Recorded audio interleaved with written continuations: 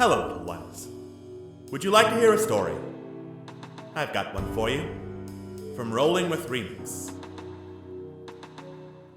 Long ago, the land of Irion was a land of plenty, and many wanted to lay claim to its riches.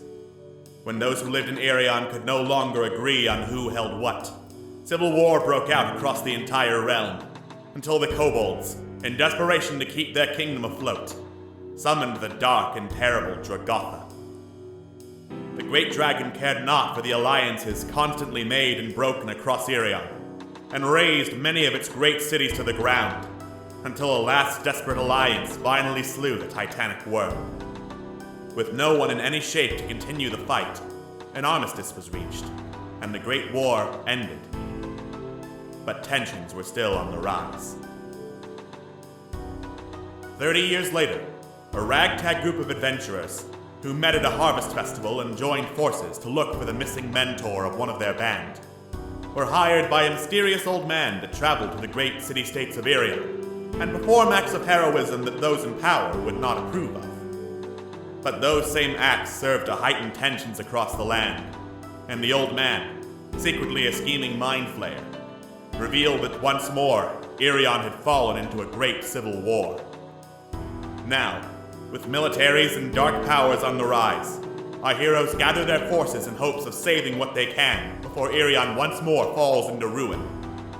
Momo, the Aarakocra cleric. You're my friend. You're my family. And I'll protect you at all costs. Corellian, the kobold paladin.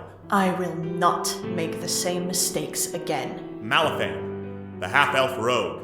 I won't stand idle. Not while people's lives are at stake. Oh, this should be fun. Quintessa, the human fighter. You shouldn't be surprised. Everyone is out for themselves in the end. And Scam Likely, the goblin artificer. There are three constants: death, taxes, and my ability to dodge both. Unprepared though they might be, our heroes find themselves at the front lines of a great battle to save the fallen empires.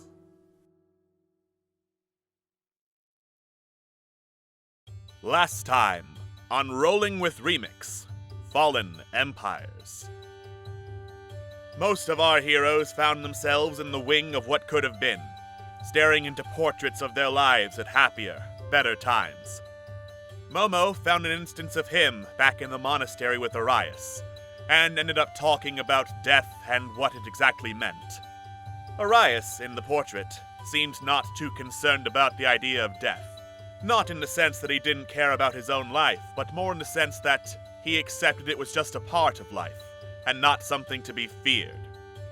Quintessa and Esgol were in the midst of a friendly archery competition before Quintessa broke down and finally admitted to him that she indeed killed a child, and this would likely be the last opportunity she had. Though Esgol was not impressed by either that fact or her defeatist attitude, and encouraged her to keep trying, no matter what. Corellian found himself in a field of flowers with Hespera, enjoying one of the last moments they had together in life. But Hespera, incredibly perceptive, quickly picked up the fact that she was not real, just a construct of the painting, and encouraged Corellian to not only go find her soul wherever it was trapped and rescue her, but to, at some point, live for himself. Malifane, in the middle of a sparring match against his mother, Azalea, asked what he was supposed to do if everything in his life was gone. Although Azalea insisted that even if she and his father were gone, there would still be something or someone to fight for. There would still always be goodness out there, and that was worth protecting. Scam Likely, meanwhile, continued to wander about the gallery, eventually finding Mr. Fox and confronting him, saying to give the book that held Trevlon back right now, or Scam would kill Mr. Fox. This threat was made repeatedly as Scam slowly realized maybe he couldn't do that by himself. But then Mr. Fox used his magic to bind Scam Likely in iron chains, and say that perhaps he could make that deal a little more interesting.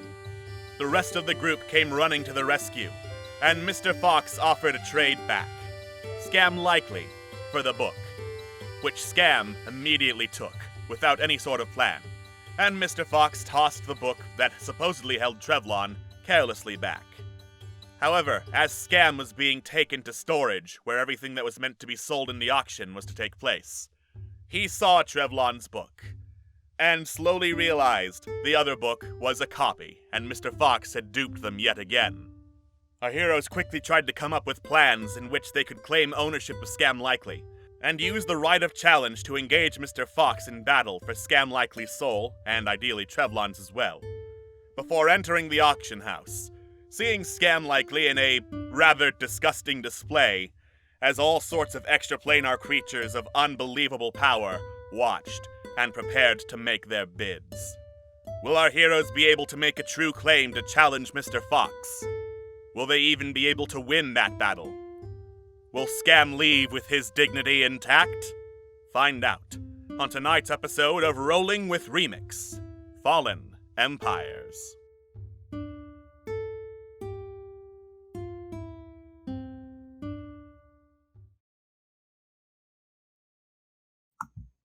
Hello and welcome to episode 101 of Rolling with Remix, Fallen Empires, the show where everything is sad and then the mood whiplash happens. I am your Dungeon Master, Alex, and with me, as always, we have our lovely casting crew. We have Atwis. It's palindrome time. We have Scott. You can check out anytime you like, but you can never leave. We have Jojo. All the emotion in me has been sucked out. So why do you want to keep taking it? Why do you keep coming back is the thing. Because I love your stuff! Fair. We have Queen. I want to point out the irony that now that StreamX is over, it's now started raining again in the UK. Oh no. And we have Xander. Welcome to the LA Bed and Breakfast. Can we trade? No. That's fair. So, when last we left off, our heroes went to the Great Coalescence auction house to, hopefully, get back the book that Trevlon is trapped in, and Scam. As everyone in the auction house was introduced, Scam, or the cube Scam was in, floated out, and Scam was in his underpants dancing the Macarena. Correct. And don't forget the vigorous hip thrusting. Oh yes, vigorously hip thrusting while doing the Macarena. Well, that's a given, isn't it? Yeah. Oh, of course. That's just part of the Macarena. So, if there was a record that could be scratched, there would definitely be one, as, like, I'd say a good half of the auction house's patrons slowly look up, raise their equivalent of eyebrows, and wonder, why the hell is this Macarena man up for auction? A Sararak looks up, looks down. 1 copper. He is here. God. I lick the force wall, I guess. That's my immediate reaction, is just to lick the force wall. Can Scam, like, see out and see all this? Scam can see out, yes. Okay. I truly don't know how to talk about what is happening, because I think that Jabidi is just 2 steps away from I have no mouth and must scream, like just from taking him out of his knife and just cutting a hole into his face and then just screaming with it.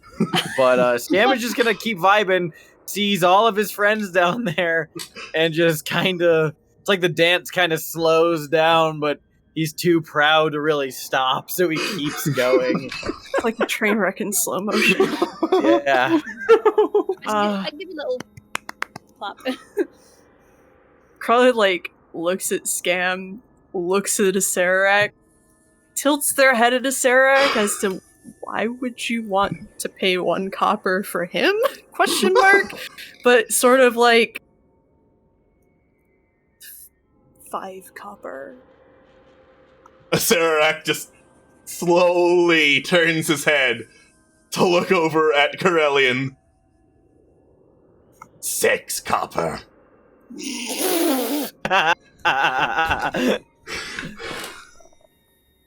As you speak up, Corellian, from across the auction house, Lady Fomar looks up from a book she was reading, looks over at the rest of you, gives the most faux sweet finger wave she possibly can. Carlin does like this sort of little salute thing. Hi. Carlin once more just looks at a Sararak. We're playing like 6-dimensional chess right now. Trying to figure out why the fuck the other person wants this. This.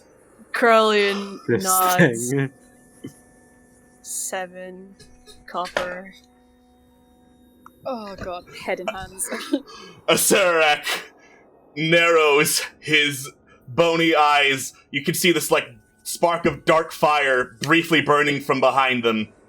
Before he turns back, looks over at Scam. 8 silver. I assume Carlin's like, that "You're since I can see Jabidi, I can now kind of have him do my bidding. I can, maybe just have him send. I don't know. Fuck, I forgot if I can communicate telepathically with my homunculus. God damn it. Double check. This is an important thing to double check. This is a really important thing to double check. Oh my god. Thanks, 10 thanks. silver. It says nothing about that. God damn it. Damn. I don't think you can telepathically communicate with Jabidi. Yeah, I can't. I can't. Carlin sort of nods and just 1 gold. Yeah. I mean, that's the exact same thing as 10 silver. Are you two together? I just want to be double sure. Oh, I'm sorry. I didn't hear you say 10 silver, Scott. It's I'm alright, sorry. it's alright, no worries. So that's not canon. I just wanted to say really stupid shit in Sararak's voice. Valid. Fair. The rest of the not the members of the auction house, the patrons of the auction house start, like, whispering among themselves, why the hell are a Sararak and these weirdos bidding on the dancing goblin up ahead? A Sararak sighs, 1 gold and 1 copper. Carlin, like, chokes back a laugh and just... Okay. It's copper like a high currency for him. Can I And hear anything? Or Yes, absolutely, you can hear all of this. let the lich buy me. what is wrong with you? Never mind. Don't look at me. Carlin casts a long-suffering look at his Sararak. 1 gold and 5 copper. This is a bullshit war of attrition. Mr. Fox is just cackling at all of this. And then Sararak starts doing some mental math as to what exactly Scam is worth. And backs off. I'll take it. 1 gold and 5 copper, says the giant in the middle. Going once. Going twice. Sold. The smelly goblin goes to the newcomers. And the cube just floats over to the rest of you. And drops Scam and his clothes boom, in a pile right in front of you. What's that name than the newcomers? Wait, Alex, remind me. Scam doesn't know that the book was a fake yet, does he? I think he does. Does he? Yeah, I think he does, because he saw the book among all the stuff that was also in the cubes. Oh, that's right. I did see it, like, floating here as well, and it looked like a copy. It's like, oh, guys, it's... Mr. Fox tricked us, the book's a fake. What? Put some clothing on first. Jabidi, dress me. Yeah. Valet Jabidi. I'll just say that they're auctioning off something called Elam's Folly. I'll write that in the chat as you are discussing, unless you really want to bid on whatever this item is. Well, What is this item, Alex? You take a quick glance, and it looks to be a silver wand with a tip shaped like a dragon's head, and inside the roaring dragon mouth is a large sapphire. I'm not. What's the current bid? Arcana roll. Nope, not doing that. What's the current bid? All right. Currently bidding on it is Arati, who is the woman northeast. She is currently bidding 10,000 gold on it. Oh, no, you're good. You're good. You keep that, lady. Now you have that. You earned it.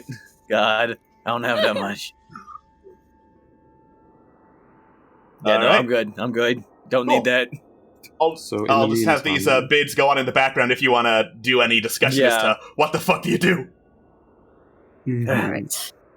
What were you saying? The book, it's a fake. Mr. Fox, I think he tricked us because I think he made a copy. I think it's, so the book, it's gonna be on auction here. I think he copied the bit that has Trevlon inside the book, he gave us the original copy, but he took Trevlon out and put it in a different book. Okay. So, that's gonna be up for auction. We're gonna kill him, right? First, one thing at a time. Quintessa, I think this might make your case stronger, considering its destruction of library property. Not all of it is you. Oh. Ooh. Oh, that's a good spin on that. I think that's a lot better than what I was planning. You can Wait, definitely use it to your advantage. Sorry, go ahead, Quintessa. Sorry, out of character, why is it destruction? Because he ripped out Trevlon. He took out the part of the book and he gave you an incomplete product back. Alright, okay. This means roleplay. Okay. Alright, in character. Alright. Yes, that's pretty good. Perfect. We've got Alright. this. Yeah. So when do I start blasting? Sit like a good boy. Dare I ask what your plan was? Okay, so first of all, it required a cob of corn boiled to adequate temperature. That's as far as I got before you guys showed up. Yeah, we could tell you were very busy planning. Well, I was thinking I was going to call the plan popcorn. And it was going to involve explosions and maybe some, blackjack, who knows? It just... You paid for me, you guys. Does that mean you love me? No, it means we own you now. Oh, First thing- fuck. All right. One thing at a time.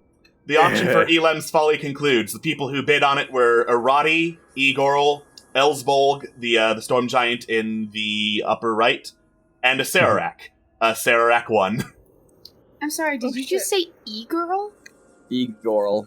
Igorl.Ygorl. Like it Igorl says the below Egirl, the yes. token. Egirl. Egirl, Lord of Entropy, Igorl, yes. the Lord of Entropy, just flashes on cam. Hey boys, can I get some tier 3 subscriptions? The E-Girl, E-Girl, the Simp Lord. Yes, we know. Oh no. All right. Right. The Jaya in the middle. Next up for auction, a book, not Trevlon's book. This one looks to be a large tome with a cover made of grayish bark. A cube containing that floats down around to the center of the auction house. The book, known as Leaves of Green, rumored to have been written by Oberon, the Green Lord. Ooh. Oh, you know there's some kinky shit in there. Dude, no one parties like a fairy. It has the recipe for Titania's bathwater. Oh, God. This is not a theme we're running with. Lady Fomar raises her hand, 5,000, and just kind of leans back, goes back to looking at her book. Oh, bollocks. You're a dick. Hey, Mal, want me to... Hey, Mal, you want me to fuck with her? You sure? You don't want me to fuck with her? I'll fuck with her. You want me to fuck with her? Do you... Wait. Out of character, does Scam have the coin for that, or...? I have the coin for something. Hey, Mal. How much do you have? slowly looks toward character sheet. Hold on one Time to examine the bulging wallets. 5,000 gold and 1 copper. 4,143 gold, 200 platinum, and 59 copper. Platinum. All right. Mount doesn't spend money. So as Scam yells out, 5,000 gold, 1 copper. Fomar slowly looks up from her book. You hear this cracking I give her sound. the exact same finger waggle that she gave my friends earlier. As she just looks over all of you, you hear the snapping sound to the left. Raggedy Tam appears to have animated, and you hear this voice emanating from him. 6,000 gold. Oh. Nice. 7,000 gold. Oh, okay, good. You did that. You bid. Good. Okay. That's a good bid on your part, Quintessa. You do that. Lady Fomar slams her book shut. 8,000. Do we just want to pool this? Do we just want to pool this and just really fuck with her? Hey Mal, maybe that if we get this book back, we can get the book from her. We can bargain with her for getting some shit back. That's I don't know. Maybe. I mean, for me, it's not getting the book. 9,000 gold. That's. It's fine. I'm a businessman. I know what I'm doing. You know what? All right. Worst comes to worst, we don't get the book and she still has it. Best case scenario. You know what? Have at it, Scamuel. I could enjoy this. I didn't lose my business license for nothing. 9,000 gold. You heard me. All right. Lady Fomar just sighs and rolls her eyes and looks back at the book. Raggedy Tam snaps back into a limp scarecrow position. 9,000 gold. Going once. Wait, no. Someone say something else. Twice. Someone say a high number. Someone say a high number. I don't have that much money. Someone say a high number. Sold. I forfeit. Shit. Damn it. Oh, damn it. Oh, damn it. Oh, damn it. Oh, no. Oh, no. You said it was a pool. We will pitch in. It's like all of my money, though. Then. Okay. We'll get you something. It's fine. We'll help you It's out. fine. It's fine. No, don't touch me. Don't touch me. All right. The cube with the book in it starts slowly floating in your direction. Malaphane's eyes look toward Lady Fromhar, and his eyebrows just kind of raise, just ever so slightly. He's not looking in your direction. Fair play. Quintess is just like, book, give me. Excuse me, miss, I bought the book. Thank you very much. It's my property. I'm helping pay for it. That's fair. What exactly is the split, by the way? What is our split? Because I only have 7,231 gold. I've got 3,281. Okay, we bet 9,000. 9,000, Yeah. yes. I'll give 6 if you give 3. Yeah, sure. Cool. Ow. All right. No, it hurts me.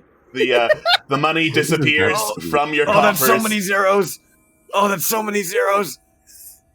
That's His 3 life more force zeros is than I want to be draining. spending.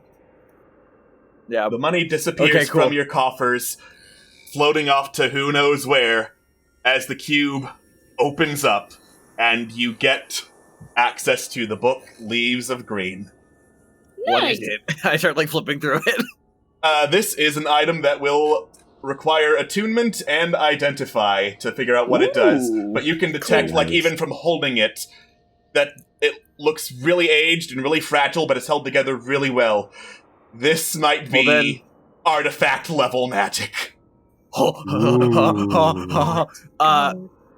Alex, I'd like to flex for a moment and cast Identify on the book. Cool. Let me just pull up some stats here real quick. Sure. You can't tempt me with an artifact. Quintess is stroking the spine as if she's petting a puppy or something. Oh, the pages are woven from grass. Enjoying your gift, dear. Yes. All right. What were we here for again? This book can create paper weapons as a bonus action. You can just like pull a weapon of any type from Yo. inside the book. That's What? Can I pull a gun out? No. Yo. God. Okay, that's rad. It also has 12 charges, regaining 1d6 plus 6 daily at dawn. And I'm gonna try and copy all this text down and then paste it. It might do a bunch of weird return. Oh, yeah, it did a bunch of weird stuff with the return key. But I'm gonna copy and paste it into the chat here. Thanks, PDF Oh, boy. formatting. Thank you. Hey. That's fine. I can boy. sort it. What, Thanks, PDF. is this from, like, a particular source that, like, maybe I could...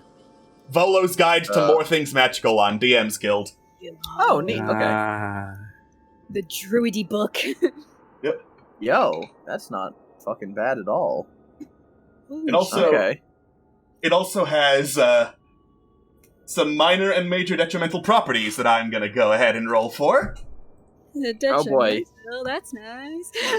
Okay, that's awesome. Scam, we're about to be cursed. Where I don't... I mean, if this was written I by mean, if you're Oberon- attuned to it, yeah, then you're gonna be cursed as hell. Oh, yeah, So- we're not gonna do this. Yeah. So, major beneficial property while attuned to leaves green. One of your ability scores increases by 2 to a maximum of 24. That would be intelligence because it's 24? Excuse me? increases by 2 to a maximum of 24. Mm-hmm. Yeah, intelligence would increase by 2, can go over the normal 20 limit. Holy shit. My God. My Jesus. Mm-hmm. While attuned to the book, Yep. your strength is reduced by 2. I don't need strength anyways. I misread and thought it was a random property to forbid you from speaking while attuned to the book, which would suck immensely for a stream game. Looks at guy whose strength is -1, cries in corner. Looks Yeah. at 12 strength. 12 strength. 10. Everyone Oh, is boy. baby except Corellian. Apparently. Apparently. I'm gonna say that you spend some time figuring out what the book does as some more auctions go on. The auctions in question would be for an elemental orb and the soul of someone named Warlord Callus, which I'm assuming you are not interested in. No. Not the object itself, but I'm just curious about the name. The elemental orb? The name of the warlord. Make a history check. Alrighty. I'll give you advantage. Thank you. Let's be nerds. Alright, history check. You've never heard of the Warlord Callus. Might be something that goes beyond the scope of what your history books have told you. Interesting. Okay. Alright. Next up, the legendary Tome of Bardic Lore, provided for course. us by Mr. Fox. We spend all our money on the wrong book. No. But we're gonna do the claim thing, right? You mentioned Yeah. something about a plan. Okay. We have something. Okay. As the book floats down into the center of the auction house, the great starry dragon next to you, the son of the night serpent, cranes its neck forward, squints to look at it. And I forget what voice mod effect I used for the son of the night serpent. Fuck it, it's this one now. 5,000 gold. What did he say? Quintessa. 3,000. 3,000. 5,000. Said 5,000. Uh, Quintessa, now's your time. Quintessa. At which point, Lord Apollyon, who is in the lower left, raises a hand. 5,500. Issue the challenge. Quintessa, Okay. issue the challenge. Wait. Out of character, what was said to evoke the challenge? I don't think you learned. Fuck! What did I say? Just fucking... Just say something! Fomar looks up and sees you just hurriedly whispering among each other, smirks. 6,000. Oh, fuck it! Hi! I evoke a challenge! It's a challenge. That one, yeah. A hush falls over the auction house as a bunch of heads slowly turn to you. The Jaya looks over. On what grounds do you invoke the right of challenge? That was it. On the grounds that book is the property of my library. Really? I seem to recall this book being lent to me, offers Mr. Fox. And it was returned in imperfect, damaged condition. Well, then by all means I can pay a fine to make up for that, but you have a book with you. That's not the rules of my library. We don't do fines. I can't imagine your library would sustain itself for very long if there aren't any fines. Just imagine all that money going down the drain. Tragic, really. By all accounts, but at the same time, I still evoke it. It's mine. You took a page out of it, and I want it back.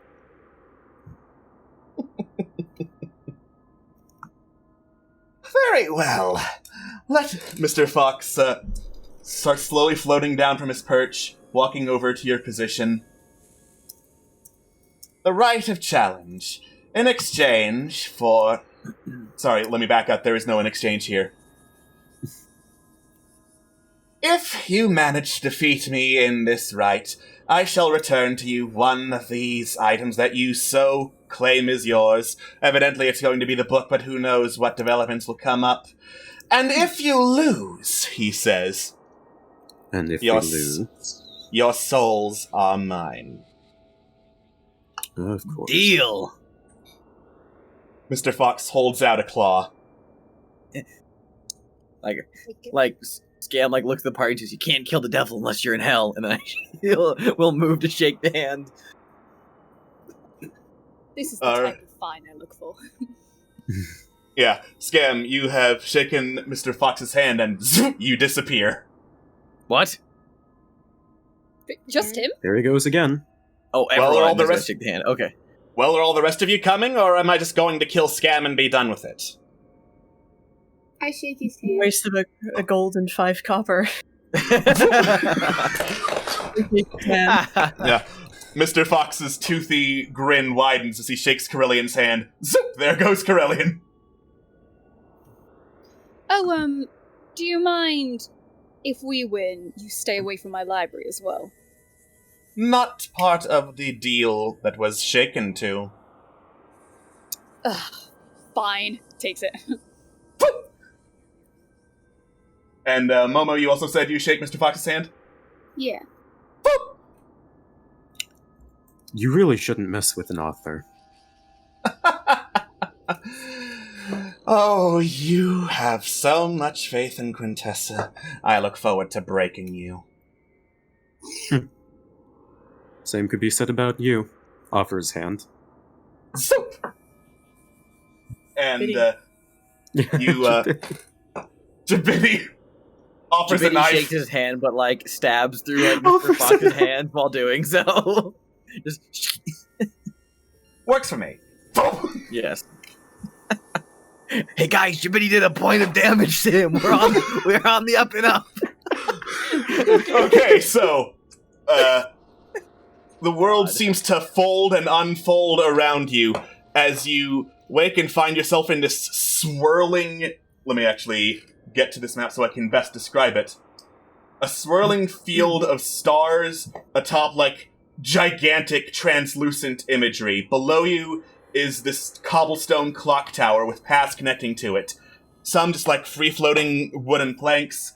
One that is just a long strand of hair. Another that looks like this gnarled tree branch. And let me actually drag you over to this map, because I love it so. Hello, darkness, my old friend. Oh, I know this there map. We are. I love this map. There we are. I love this map. This looks familiar. This platforming looks familiar. Zoop. I've never seen it, but it looks fucking sick. Alright. What is it? Is Candyland?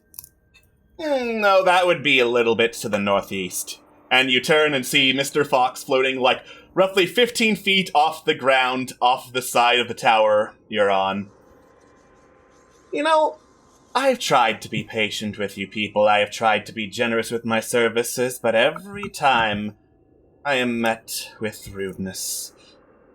I'm going to enjoy this. Is it initiative time?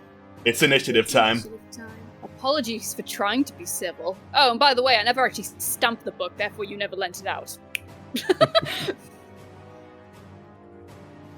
Librarian logic. Yeah. A good one. But like, okay. Oh my god. Alright. It is not Scam's day.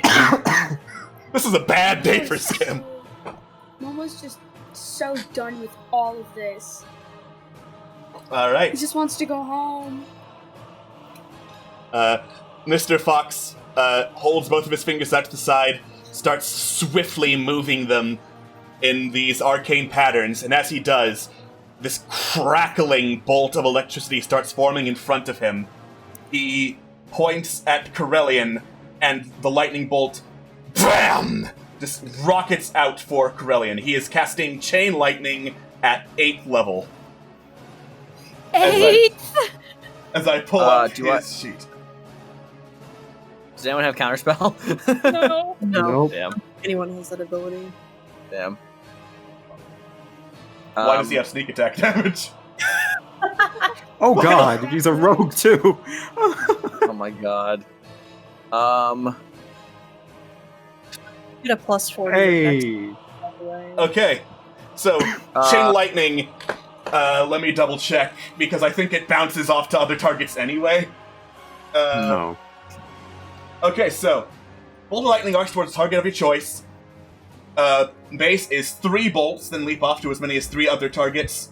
1 additional bolt per each other target. Everyone makes a dex saving throw. Okay. Me. Cool. So I'm looking up at. Alright, Corellian, you only take half damage from the lightning. Quintessa, half damage. Malifane, half damage, because I think evasion. Mm-hmm. Yeah. Actually. Okay. Let me roll my dex save. You said. It's a dex save, yes. And then I get the bonus from Corellian, right? So yeah, okay, Yep. I save.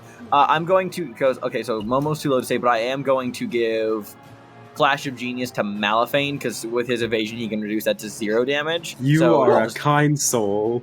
Yep. So I'll give Alright. you that because I believe I have some uses. So then I'll take half because I succeeded. Yep. Right. Half damage. Okay. Momo takes the full 48. Ooh, and I think what's Jabitti's just 64? fucked. Oh no. Jabitti's fucked regardless. So Jabitti's just just explodes into cotton coins and knives. Yeah. Yeah. But yes, 24 damage to Quintessa. And then stop killing my familiars. And then as the lightning dissipates, Mr. Fox claps his fingers together and boom, an orb of darkness appears around him. It's on the map layer, so I don't have to fumble around looking for Mr. Fox every time. Yes, but you good thinking. cannot see through it. Right. Cool. Alright. Aha. That is Mr. Fox's turn. Malifane, you're up. Right, okay. You know what? I'm actually going to... I'm trying to decide how I want to go about doing this. Because I know I want to ready an action, but I'm debating on where I want to do it. I might get into Corellian's aura just so I can avoid any fuckery. Yeah. So I'm gonna ready an action, and if Mr. Fox shows himself from the orb, then I will fire off an arrow. Okay. Corellian. Okay, so these orbs of darkness, we encountered them a few times. When we're in them, we can't see out of them, correct? Yeah. That is correct. It is magical darkness that you cannot see through. Let me, I'll send it to the chat. Yeah. God bless. Alright. Alright, in that case... Actually, let me just check the wording on a few things, since that changes a few things.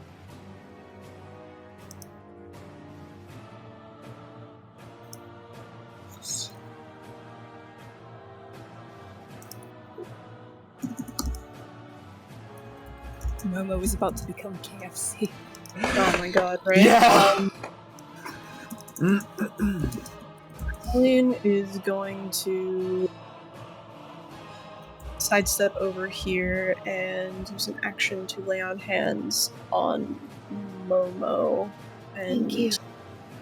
let's bring him back up to the full 64. Cool.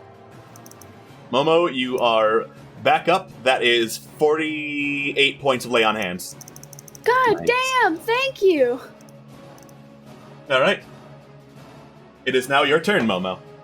In that case, I'm gonna cast Dispel Magic on this mofo. Mr. Fox casts Counterspell. What? No! Fucking whore. Hate him. I hate him. You chant out some words to try and wipe away the orb of darkness, and you just hear snap, and nothing happens.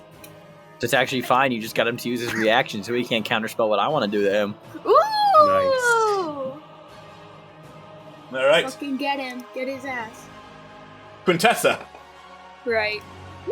He needs to make a deck save. Cool. All right. I don't think that is magic per se, so it's regular old deck save. Nice. Alright. It hits, and now I know his location. Cool. Okay, so hit by the arrow plus an extra 1d6 force damage, so. Yoink! 30 Ah! hits. Don't know why that clicked twice, sorry. I'll take a 7. Well, it hits regardless, so it doesn't matter about the number. Okay. It takes an extra 1d6. Oh, never mind. 8 force damage. And then I'll attack 2 more times. Cool. Both of them hit. Beautiful. Well done, Quinn. Holy shit! God damn. No, just shimmy back here, because... All right, so he needs to make con saves to ensure that he keeps up the orb of darkness. Yeah, So- Yep. 3. 1, 2, 3. He's fine. Yeah. That's valid. All right, Scam.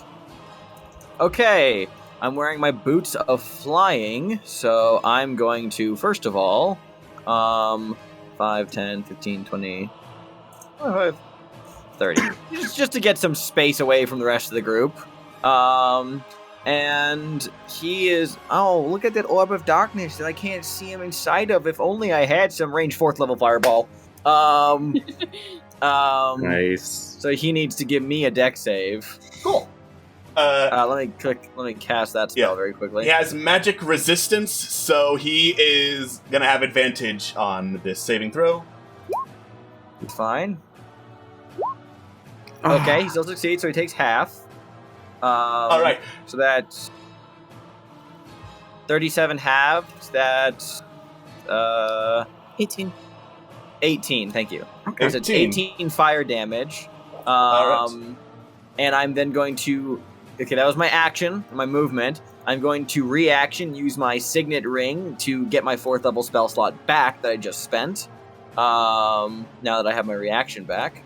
And then as my bonus action, I'm going to do...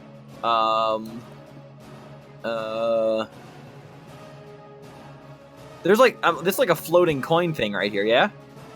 There is a floating coin beneath you. Yes. Yeah. I'm going to use Nimble Escape then to hide.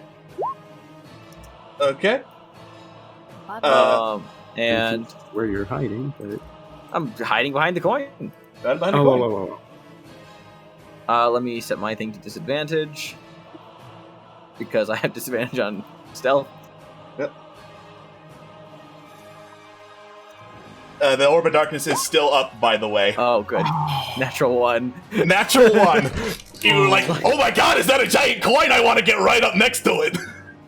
Starts licking it. No, yeah, okay. Cool, that's fine. And then that is gonna be the Tail of Scamp, likely. Okay. So as the fireball dropped, you hear Mr. Fox chuckle and think, wait, he lives in Gehenna.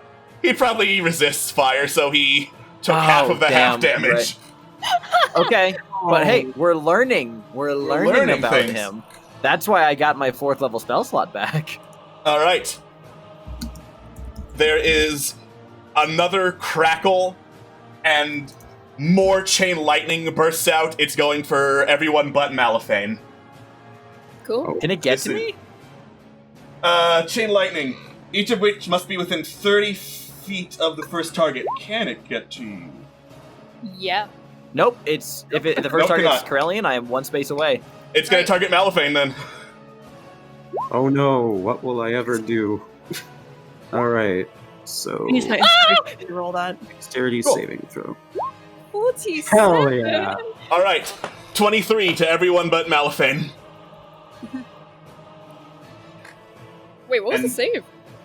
Save is No, 17. 17. Sets it right Malifane up. made the save. Yeah. So Quintessa took the 46, Yeah. 47. Quintessa's in the Gotcha. aura. Oh, yeah. Oh, you're right, yeah. Thank Quintessa's in the you. aura, so it's 20 feet to everybody. And then you hear, why don't we make this a little more fair? And there's a snap of Mr. Fox's fingers. He has cast Banishment at 5th level on Quintessa and Scam. Gonna need Oh, you charisma saves from the both of you. dick. I'll use. Oh Alright, Quintessa, you managed to hold on. Whew, nice. Boom! It's a 12 from me, Chief. Boom! Scam disappears. What level I'm does he so- cast it? He cast it at level 5. Okay. I'm sorry, war isn't fair.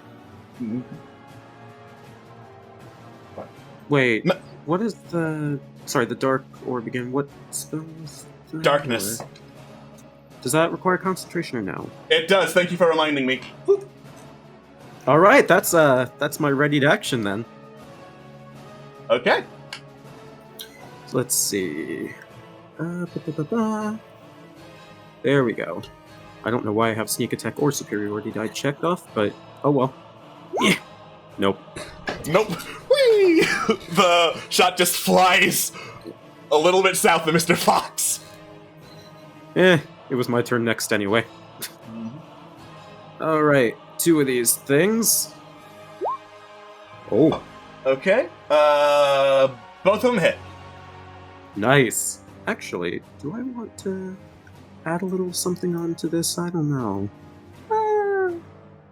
What do you guys think? Should I add a little something onto this? I think it's Sure, why spicy. not?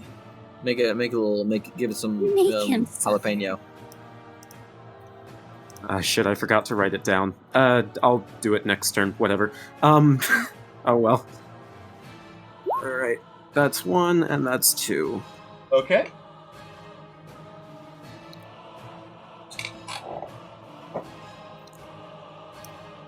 Cool. Both of the arrows head into Mr. Fox. He looks to be like bleeding black ichor, but is still just grinning widely. That doesn't seem right, but okay. I will knock his fucking teeth out. Do it. Aurelian. Okay. Quick question to Oh wait, yeah. Scam. 1 second. I needed to con save to see if Scam still vanished. Boop, boop. Scam's Scam reappears. Well, okay, Nice, great. Corellian. Quick question to Scam. Yeah. So Yeah. you put charges of enlarge and reduce on my cutlass. Do those still take an action to cast? So yes, spell storing item. One second, let me pull that up. Whenever it was a while since I did that, so I'm total checking. Yeah. While holding the object, a creature can take an action to produce the spell's effect from it. So yes, it is an action to release a charge from it. Okay, awesome. Thank you. In that case, 15 feet up in the air. Alright, that's fine. Krellian is going to expend an action to cast Enlarge and Reduce. Use charge to cast that.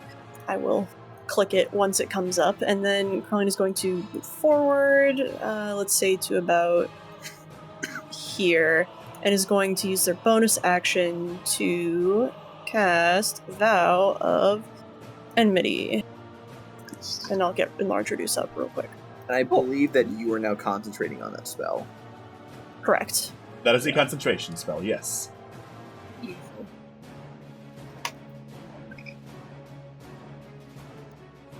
Momo. Okay, so I'm gonna cast Mass Healing Word because everyone bit damaged. Where'd you go? Mass Healing Words. That is a range of 60 feet, and I'm pretty sure everyone's within 60 feet. Yeah, everyone's good. Alright. Yeah. Nice. Cast at level 5. Oh, Thank you. nice. Yeah, 12 hit points back. Cool. But don't freeze me now. 65.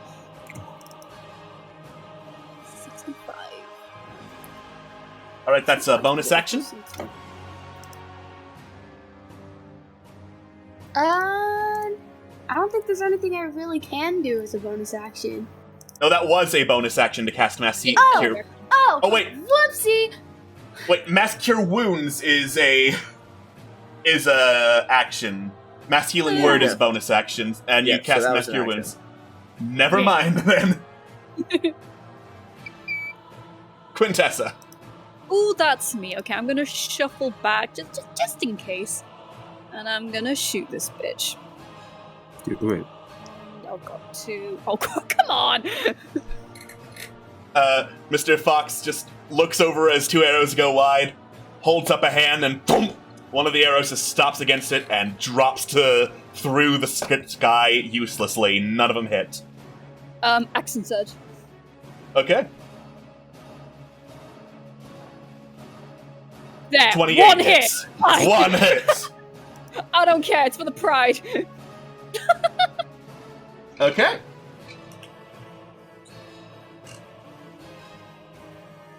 Alright. Scam! Okay, we are back in it. I'm gonna fly and continue to circumvent 5, 10, 30. I'm gonna stay far enough away from anyone who decides if... Oh, that's... Okay, wait, hold on. I moved there. Let me move over one more from where I was planning to go. Because, yeah, I want to be not within range of any more lightning things. Yeah, that should work. Okay. So, okay, fire. No bueno on you, sir. Do I want to use my action to do this, or do I want to use my... Okay, I am going to cast...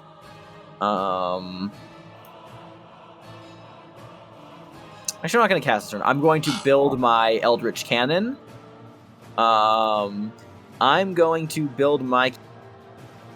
Oh. Oh god. Oh no. You're building your cannon. I'm building my cannon, thank you. Yes. I'm building my cannon to be a Force Ballista. I am not going to have it be mobile. I'm going to have it be a wrist-mounted cannon again. So, yeah. Cool. And then, for my bonus action, I'm going to shoot him with it. So that is a ranged spell attack. So it's going to be this -1 because this has a +1 from my arcane focus, I believe. Okay.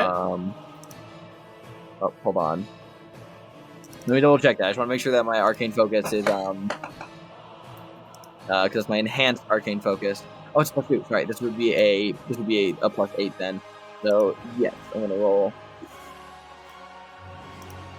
Let's say 13 to hit him. 13! However, I don't think that it hits him, so Do we know does what not. numbers have hit him so far? Because I might flash a genius myself to make that a 17 if that'll hit him. You just cast shield and 21 did not hit him. Okay, so probably not. Okay, so then I'll just then I'll keep that. I'll fire that off. That does not work. That's fine. And additionally, I will then do nothing else. All right. So that's my turn. Cool. It is Mr. Fox's turn. He is going to look over at Momo. Oh, what a cute little necromancer. Do you know this I'm one? not a necromancer. He says, pointing at Momo and casting Finger of Death. What? What? Make your save. Con save? Con save! Oh, that could kill you. Fuck you! Fuck you! Okay, so We'll take half though. yeah, 31 necrotic damage. That Oh, shit hurts. Yeah, doesn't Finger of Death, if it drops you to 0, auto kill you? Finger of Death auto kills you if it drops you to 0. Oh, I'm so fucking lucky because I only have 64 points and I'm at 52 right now. I'm shaking, I'm quaking, I'm brewing, I'm How many stewing, times I'm can he not cast okay. that spell? You don't I know. don't know. Oh. And then he's my going to God, snap his everything fingers just and clenched. conjure up another orb of darkness. Oh, that's nice. Fucking coward bitch. I hate him. I wanted him to die! Ugh. Tail. You'll make a nice mantelpiece. God damn. Alright. Alright, sorry. Doesn't auto kill, it makes you a zombie if you die to it. Oh, gotcha. Oh, that's so much fucking better. Ironic, Momo. Yeah. Malifane. Oh god. What? Okay. I have one possible idea, but okay. What was Corellian planning on doing on their next turn? Fox. Hmm? Hit Fox. Hey, Fox. Okay, in that case, I'm going to have Malifane move over to Momo. He has 2 more potions of healing, so he's going to offer 1 to Momo. He's gonna Um, take it, obviously. So that is, I keep forgetting how much this is worth. I keep forgetting. Is it Find out! Regular 2d4 plus 4, I think. Look it up. It's 2d4 plus 4? 2d4 plus 2. Okay. 2d4 plus 2. It's worth as much as I can. Fine, that's good. That's fair enough. Okay.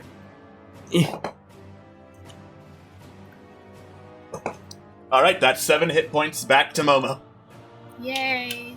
And then, I want to move from this spot. How much? No, I have the movement for it. I'm gonna move back into the aura, and that'll be it. Cool.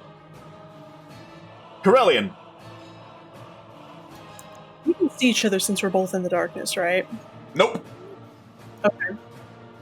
That's fine.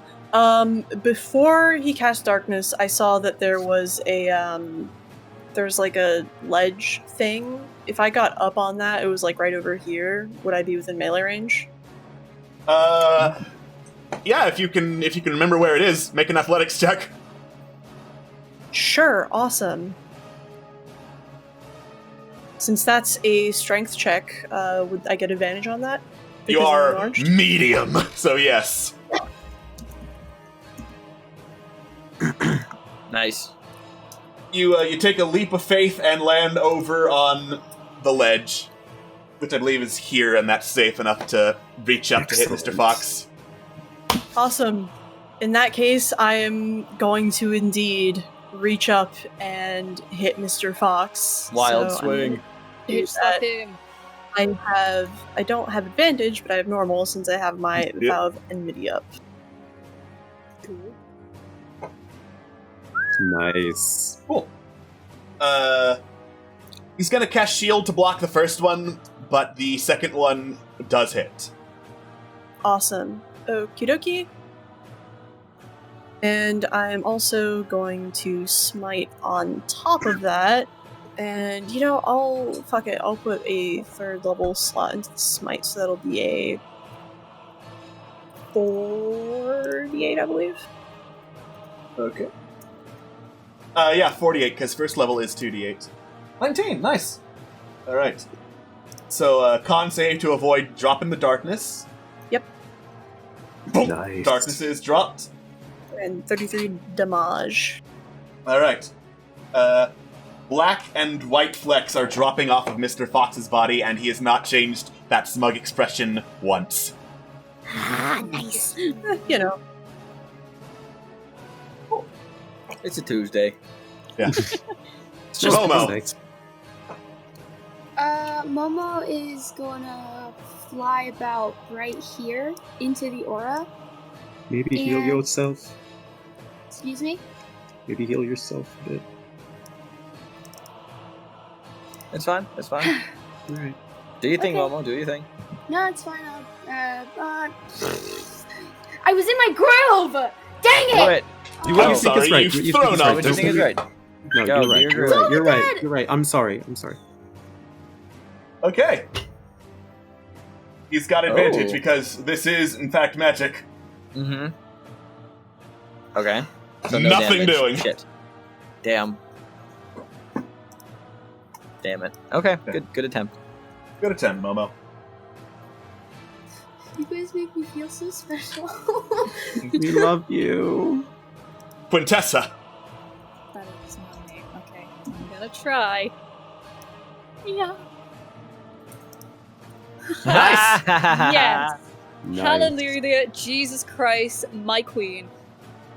Oh. Oh, okay. It's something. That's still enough damage to go right through Mr. Fox, and thump, your blow strikes true, and Mr. Fox bursts into like this cloud of snow that melts instantly. Oh my god. What? It's a fucking simulacrum. Excuse me? It's not the real Mr. Fox. For God's sake. He sent a simulacrum.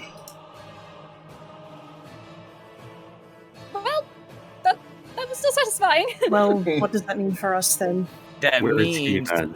that either he was never here to begin with, or he's still here and he's fucking with us.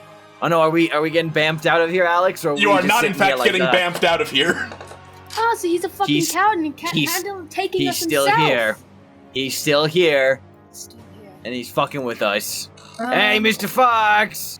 How about Now. it, coward? You said you wanted to make things fair? How about showing yourself? Hang on. Here's the thing. Were we looking at the simulacrum the whole time? You were, in fact, looking at the simulacrum the whole time. Oh shit, so seeking arrow won't work then. I have something I can do once I it's my also- initiative turn. I Try also have something. something I can do. I mean, I have 2 more shots, but it's still technically my action, so could I still hold an action or not? No. Fucking. Well, Tran- I will transparency, I'm planning on using Divine Sense, so... Yeah. Why not? I'm also That's gonna it. use locate creature. Are you sure? Would that not work? Well, it might, but like resource-wise, it costs you a lot more to use Locate Creature than it would cost me to use Divine Sense. I think you should save the spell slot. Save your strength, yeah. Okay. And, yeah, okay. So then is it my turn after Quintessa's turn? Yeah. It is your turn. Yes. Okay, I'm looking up the description of something very quickly. Because this might influence my turn. That is 20. What about you? 120. Okay.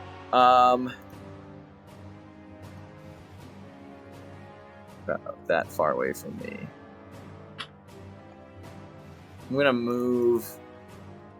I can't see the edges of the map, so I don't know how. This is a big map. You are nowhere close to the edge.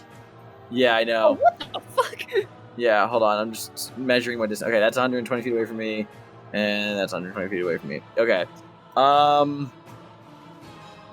I'm gonna take a stab in the dark here, Quite literally a stab in the dark. As per the description of my force ballista, I do not have to see the target in order to target it with force ballista. So it just has to be within 120 feet of me. So I'm going to just like look around and just like command my force ballista to hit Mr. Fox. If he's if he's within 120 feet of me, the force ballista bolt should target him. Okay. Yeah, that's an attack with disadvantage. Cool. I'm fine with that. Yeah, because if this, I was just thinking, because like magic missile would also have the exact same effect. Actually, hold on, but I wouldn't have to roll for it. If he's within 120 feet of me, it would just hit him. I'm gonna take the roll chance this time, just instead of spending the spell slot. Okay. So disadvantage. I'm gonna have also a -2 to this roll. So I choose you, Pikachu. Cool. That was supposed to roll disadvantage. Why didn't you? For shame. Not. Hold on. I'll do it again, I guess. Cool. Nice. So the exact Cool. number. It's an 11, but I don't think if I added a +4 to that, that's going to hit him. So I just the bolts fire off into the. It fires off into space. Yes. All right. You hear another finger snap. He's going to try once again to do the. Actually, he's going to do a 3-person banishment, casting it at level. No, wait, no. Oh. Sorry, going back. Level 5 banishment on Scam and Quintessa. Again. All right, charisma, right? Oh, fuck me. Charisma save.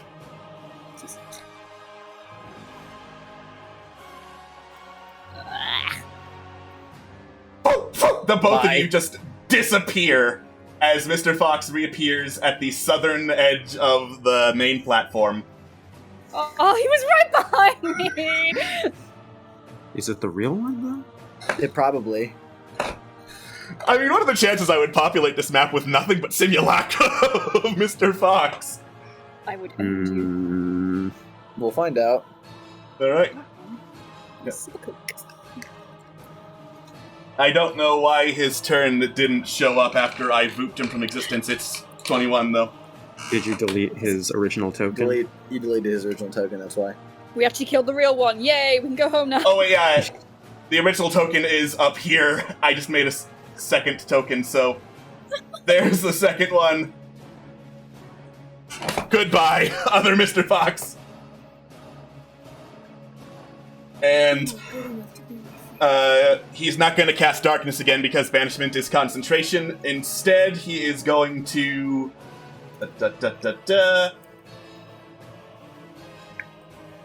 He's going to cast Fireball. Of course. Centered on Momo. Oh. I don't know why he keeps getting sneak attack damage, but it's 28 total. That's as many hit points as I have right now! Alright, so...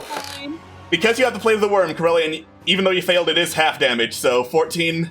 Malifane, you're fine. And I'm gone! I'm dead! No. Fuck! No. Roll dexterity. Ah, dang it, hold on. Roll dexterity save. I'm fucking dead. You get a +4. Yeah, no, you're at 0 and you're down, Momo. I'm totally You're dead. stabilized, though, so you don't take death saves. Alright. Is that right? I Exactly believe so. Yeah. Yeah. If it's exact number, then yes. Oh, Malifane. shit, fuck yeah. Just don't get hit. No pressure. I have ranged attacks. You can hit him, break his concentration. Yep. Yeah, you got it. Malifane's gonna back up a bit, and he's going to... Actually, no, what am I saying? I don't need the saves for...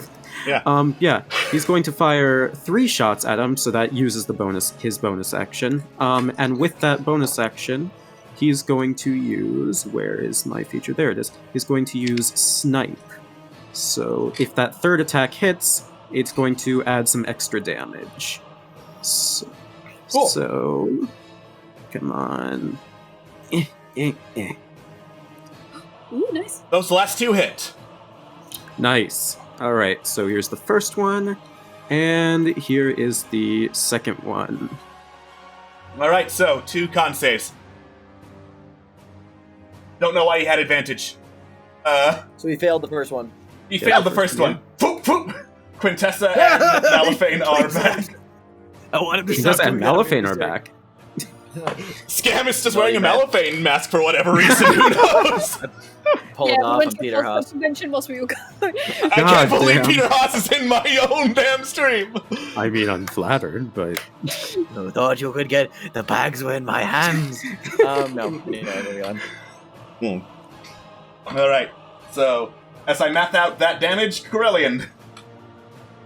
Alright, Krellian is going to take 10 feet of movement, 10 feet of movement, hop down here, and is going to use 5 points of lay on hands to get Momo conscious. As an action, and as a bonus action, let me double check something.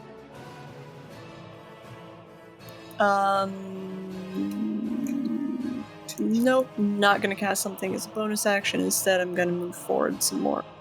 Alright. Cool. I can make to here.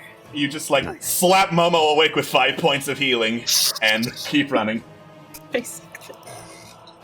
Momo, you're up. Where the fuck did he go? Shit! Down south. Point in Mr. Fox's there he is. direction. Okay, I'm gonna cast. What does this one do?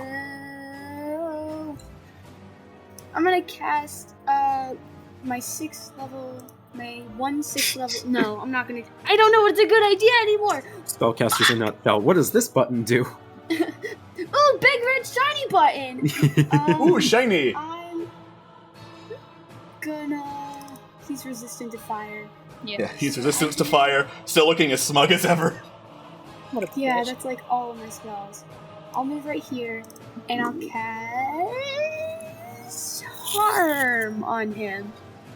And that Nice. has a range, that's it's fucking gnarly. Gnarly. Alright. God, please be merciful to me and let him fucking die!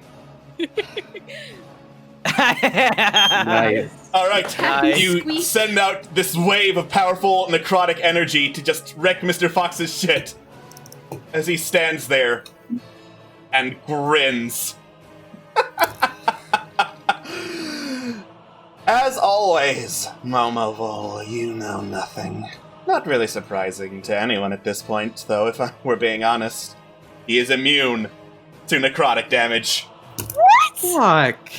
Oh, well, we just learned something. So, I'm quitting Fallen Empires today. I got it. Quintessa. So, she bounced back, and then, as soon as he starts speaking to Momo, she just turns around, she's like, oh shit! So, she runs, back here, and then she will shoot. Cool. Actually, no, at first she will second wind, because she needs that health. D10 plus 12. Nice. Oh, nice. Dice God is on my side today. Alright, let me change that. It must be nice to have all the dice on your side. Okay, and then 1. We go 2, 3. Well, fuck you, Dice God. Yeah. Mr. Fox just holds up his hand. Boom, boom. The longbow shots bounce against the shield and drop. Meh. I don't care. That's it. Okay. Okay. I'm angry. Angry. No talk scam, he angy. Yeah. Okay, so my action. This is Interesting. Okay. I'm going to fly down. How are you? Can I make it? No, I couldn't make that. Wait, is it touch or is it range? Hold on. Oh, it's within 30 feet. Oh, wonderful. So I will fly 10 feet. Point at... I could either do this to Corellian or to Malifane. Who wants to get hasted? What? Ooh. Oh. I mean, I I'm would also say medium. Malifane speed. Oh yeah, You are- Malifane would go supersonic. Does haste give you speed or does that just actions? Well, Malifane has just more speed than me. He's like base 40, Sure. So I have a haste base of gets 40. a +2 to AC, advantage on deck saves, and gains an additional action on each of your turns. So it doesn't even. So actually, you're the rogue, so I should probably do you. Yeah, And also, give- the advantage on deck saves is great for you because then you can take 0 damage, please. So yeah, I'm going to cast haste on Malifane. Ooh. Zap him with haste. Gotta go first. So your Too AC, kind. your AC goes up by 2. My AC is now 19. And then I'm 10 feet, so I'm going to fly 5, 10, 15, 20 for here, so that should put me out of you're lightning fine. range. But I'm still within. Then for my bonus action, once again, I'm gonna fucking try and shoot him with this goddamn force ballista, and maybe it'll work eventually. Okay. Well, that does have it because I did the -2 because it's not with my spellcasting focus. So that is a 15. I'm going to make that a +4. Make that a. Wait, he's shielded right now, isn't he? He's shielded. All right, cool. I'm just gonna let that fail then because I'm not gonna spend the thing. Yeah. Okay. So then I'm just gonna punch the air and just be like, "Fuck you," and just be real mad about it. All right. Okay. Cool. Mr. Fox is just gonna back up a little bit. Once more, he starts creating this crackling web of lightning, sends it zapping towards Corellian. It's gonna hit Momo, Quintessa, and Malifane as well. Chain lightning at 6th level. Malifane, Sorry, you're probably Momo. fine. Deck save. Dex save? Dex save. Ha! Fuck. Ooh. So, Malifane, you're fine. Everyone else takes 41 lightning damage. I only have 5. I'm almost dying. Cool. Oh, Momo's fuck. dying, and as Momo drops, Mr. Fox cackles. Well, how ironic. The one supposed to keep you alive is the one who dies the most often. Let's see. He points between Corellian and Momo. Eeny, meeny, miny. Points at Momo. Mo. He casts Magic Missile. No! No! No! No! No! Bam! No! No! Are you Bam! fucking serious? BAM! Oh no! Yeah, Momo's just straight up dead. Momo's Momo now is straight dead. dead. Mr. Fox just killed Momo. Oh, That's full death. Yeah. bugger! Mr. Fox just raises his finger to his nuzzle, blows off smoke like it's a gun. Next! Ah, you son of a bitch! Cam looks over at Malifane and just kind of yells across the arena, "Hey, Mal! Scam. Fuck your shit up if you don't mind." With pleasure. All It's right. a little bit. Mm-hmm. Yeah, go for it. So wait, Malifane, you have 2 attacks per action, right? Or Yes. so that means you have a total of 4 Good. right now. I'm going to enjoy this. Alright. Let's see. That's 4 attacks of the bow. 1, 2. Oh, I don't know why I had advantage on those. Ignore that. Okay, 1, so 2, 18, 3, 25. 4. He holds up a shield again. 25 and 27 still hit. Oh, for fuck's sake! It's still good. It's still good. He's still hasted. 25, 27. I'm going to trigger. Where is it? Where is it? Fuck, I can't find it. Action surge. I'm going to trigger action surge. So that means you get to do 2 more attacks. Yes. So I'm going to do that. Come on. It's awesome. Come on, where is it? Damn it. Damn. And... Wait, is shield destroyed when you hit through it, or is it still up? It's still Shield is still up. Okay. Gotcha. That's fine. I think it's up until the start of his next turn. Or maybe Now, I mean, you're still hasted, Mal, so don't worry. Like, and what is your do you have bonus actions? I do have bonus actions. Nice. Then let's see, how far can I move with this? Let's see.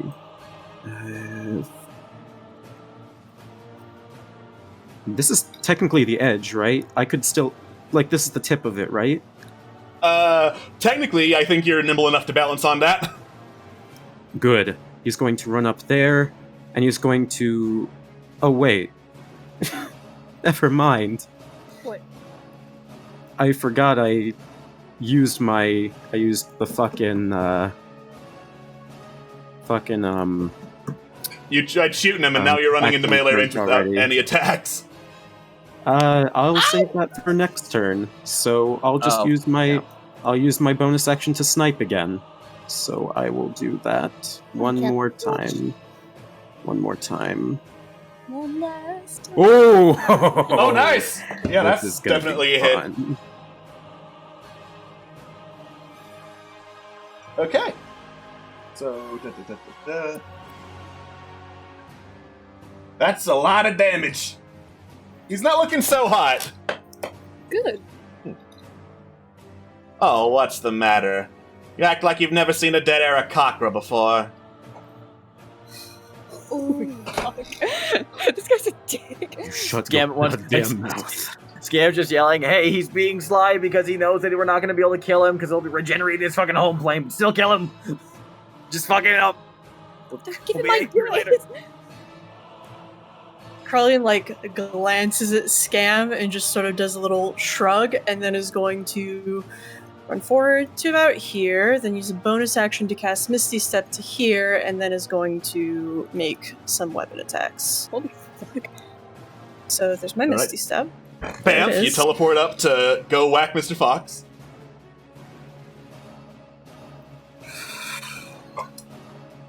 Neither hits. That sucks. That is about all I can do this turn. Momo, you're dead. Since I don't believe, because the vow then was on the simulacrum, it would not carry over, correct? I believe so, yes. Okay. Quintessa. Alright, forward. Here we go. 1, 2, 3. Nice. Yes! Alright. 31, the crit will hit. Definitely. The crit will hit. Great poetry. A natural 30. The crit will hit. Cool. And then just gonna move back. 1, 2, 15, Yeah. 20, 25. Yeah. There we go. As you shoot him, he almost tauntingly holds up a bunch of scattered and damaged pieces of paper that look to have arrows shot through them. Okay. He's just being a dick. Yeah. Scam. I could have. Scammy.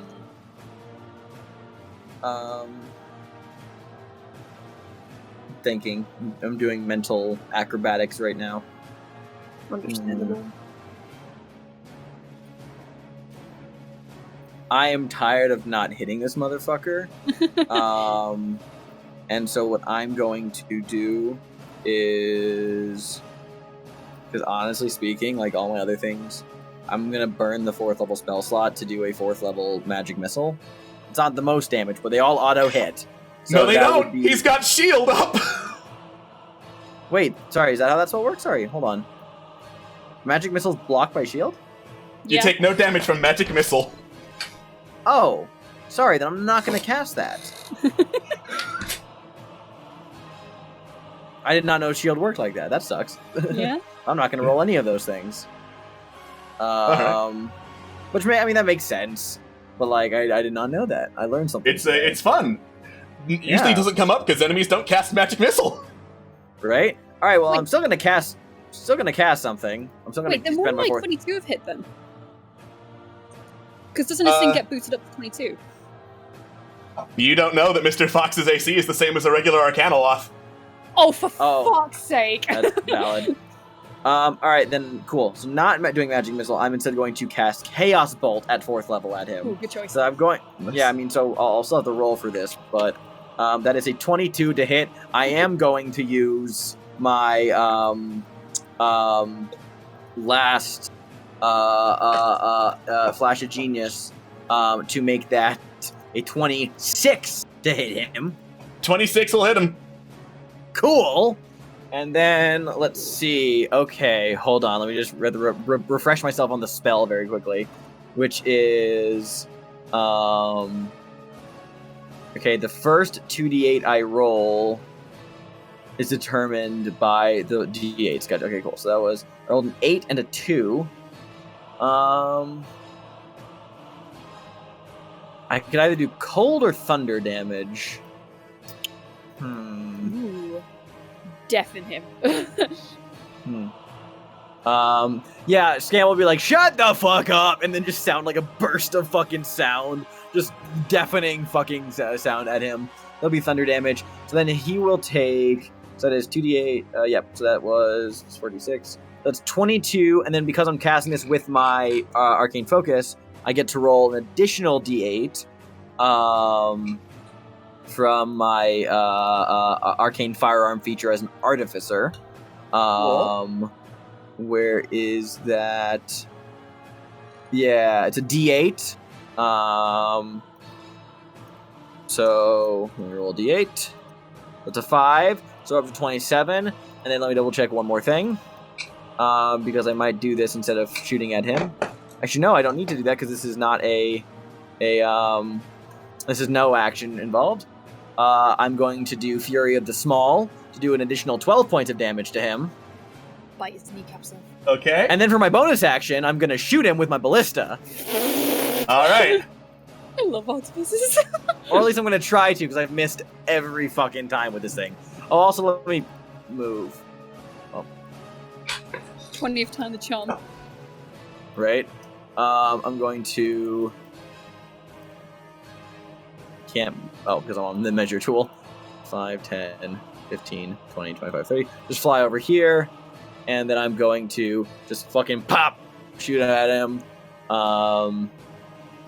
Again, this will have to be -2 of the roll.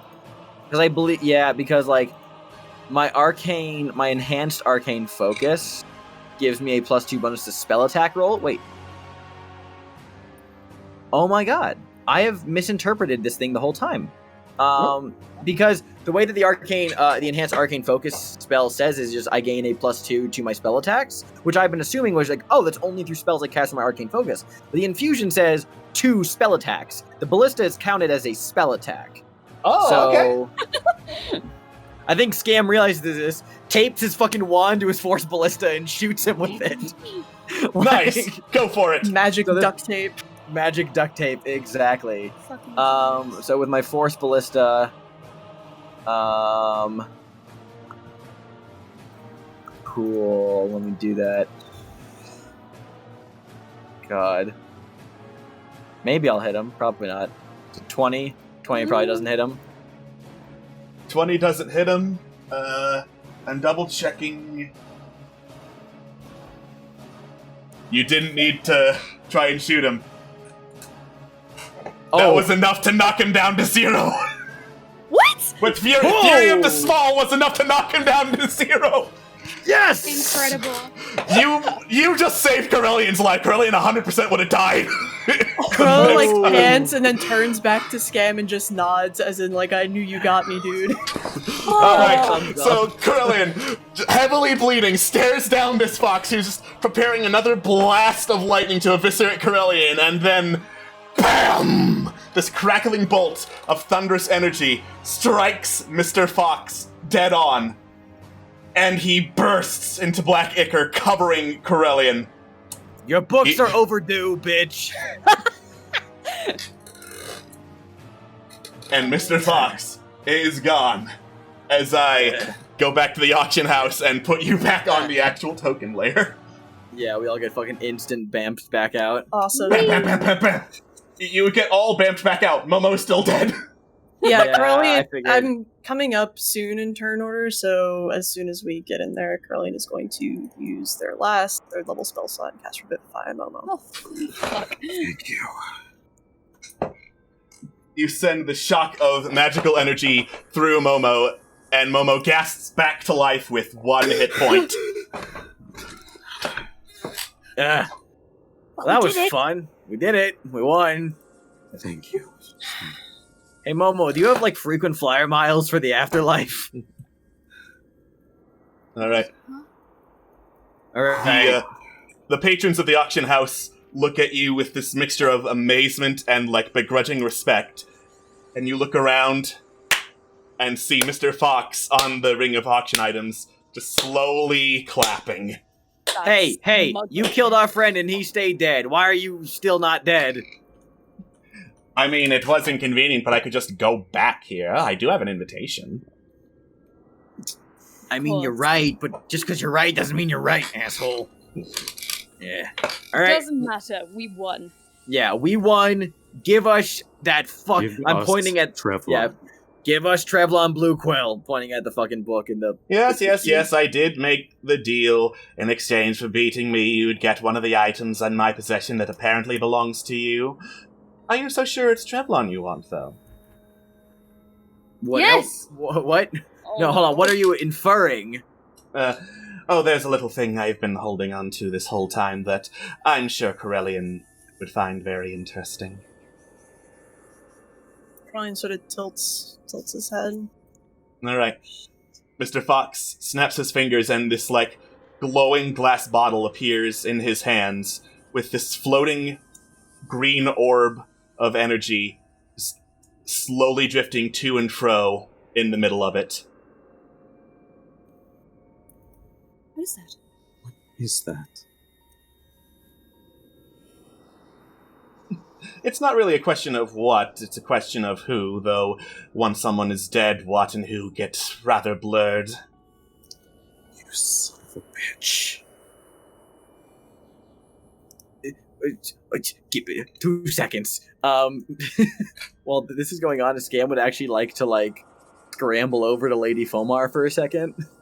Just, like run over there for a moment. You just, run across the, like, floating nothing that still counts as the floor of the auction ring over towards Lady Fomar. Yeah, shit, fuck, I never skated. Fuck, Lady Fomar. I do, like, a slight at-the-waist bow, but not really. Hey, Lady Fomar, how you doing? You want this book, right? I hold up the fucking leafy green book. What? I grabbed it from you when you weren't looking. You want this book, right? That would be nice, yes. Okay, potential would if we agreed to give you that book, would you buy that book, the one that you just dropped money on to spite us? Would you buy it if we arrange a trade? Yeah, like if you promise to buy that book, then we can give you the leafy book that we gave you in an exchange. Would that be fair? Here's the problem with that, Scamuel Felonius likely. Yeah. I have no guarantees I would actually be able to obtain your other book. Yeah, that's what I was wondering. Okay, well. Well, no, I think what he means is to buy the book that Trevlon is presumably... No, Yes. I know what he means. Yeah, I have no yeah. guarantees that if it goes up for auction, I would be able to outbid everyone else for it. Okay, thank you, Yeah. sorry. Okay.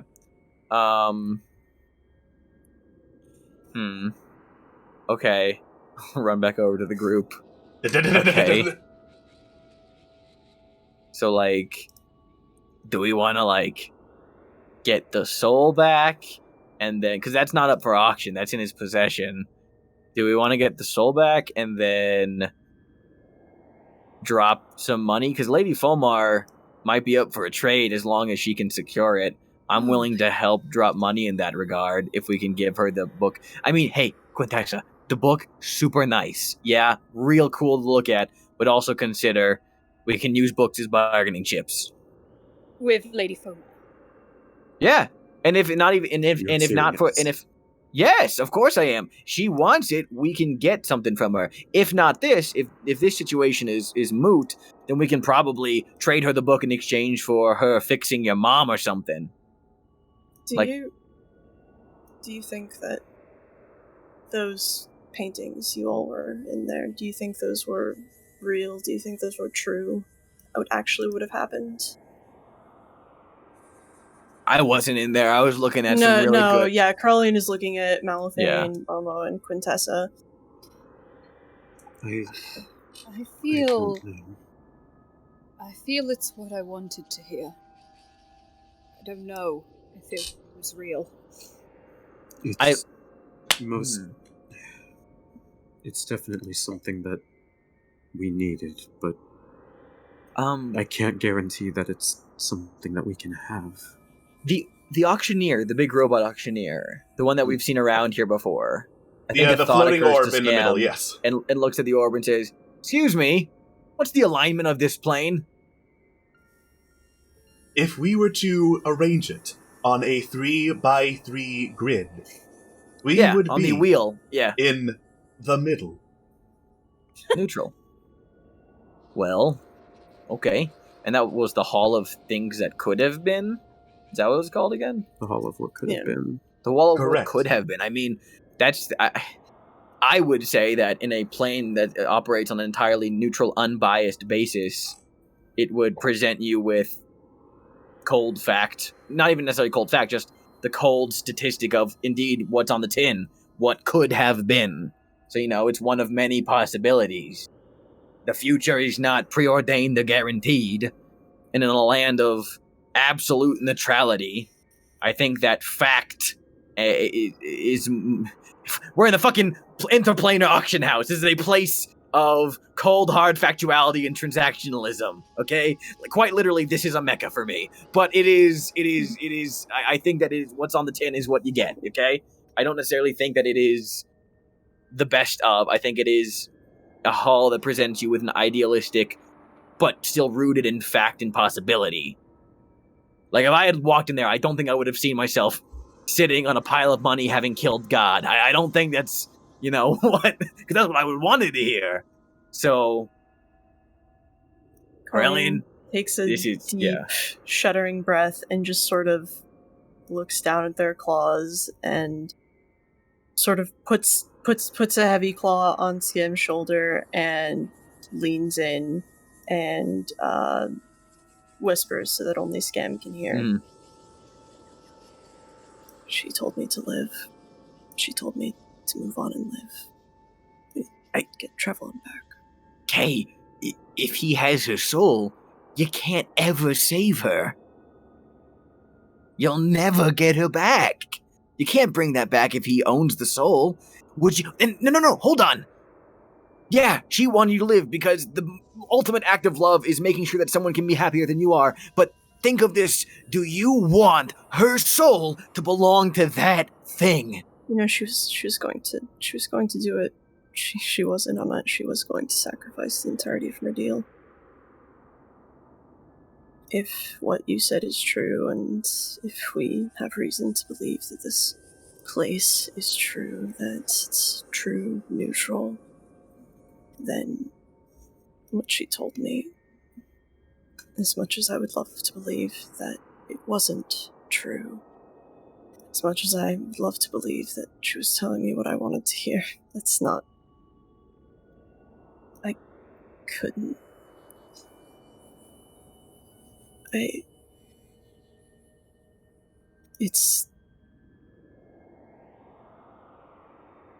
couldn't let that happen. I don't know what to do. I mean, look, we have options, right? We this is not the only chance we could have at getting Trevlon back. We could bid on it. Lady Fomar we could trade a book for it. We could do all these things. This is your only chance. If nothing else, free her soul from that thing. Let her move on somewhere else. Krillin looks to the rest of the party and sort of does a little defeated half shrug and just... Well, what about you all? Will you allow me an act of selfishness? Of course. We have alternatives to getting Trevlon back. We have a book. We have a bargain chip. We still have gold amongst us. We could win the auction. Still. Who among you is comfortable letting a soul be in the clutches of that thing?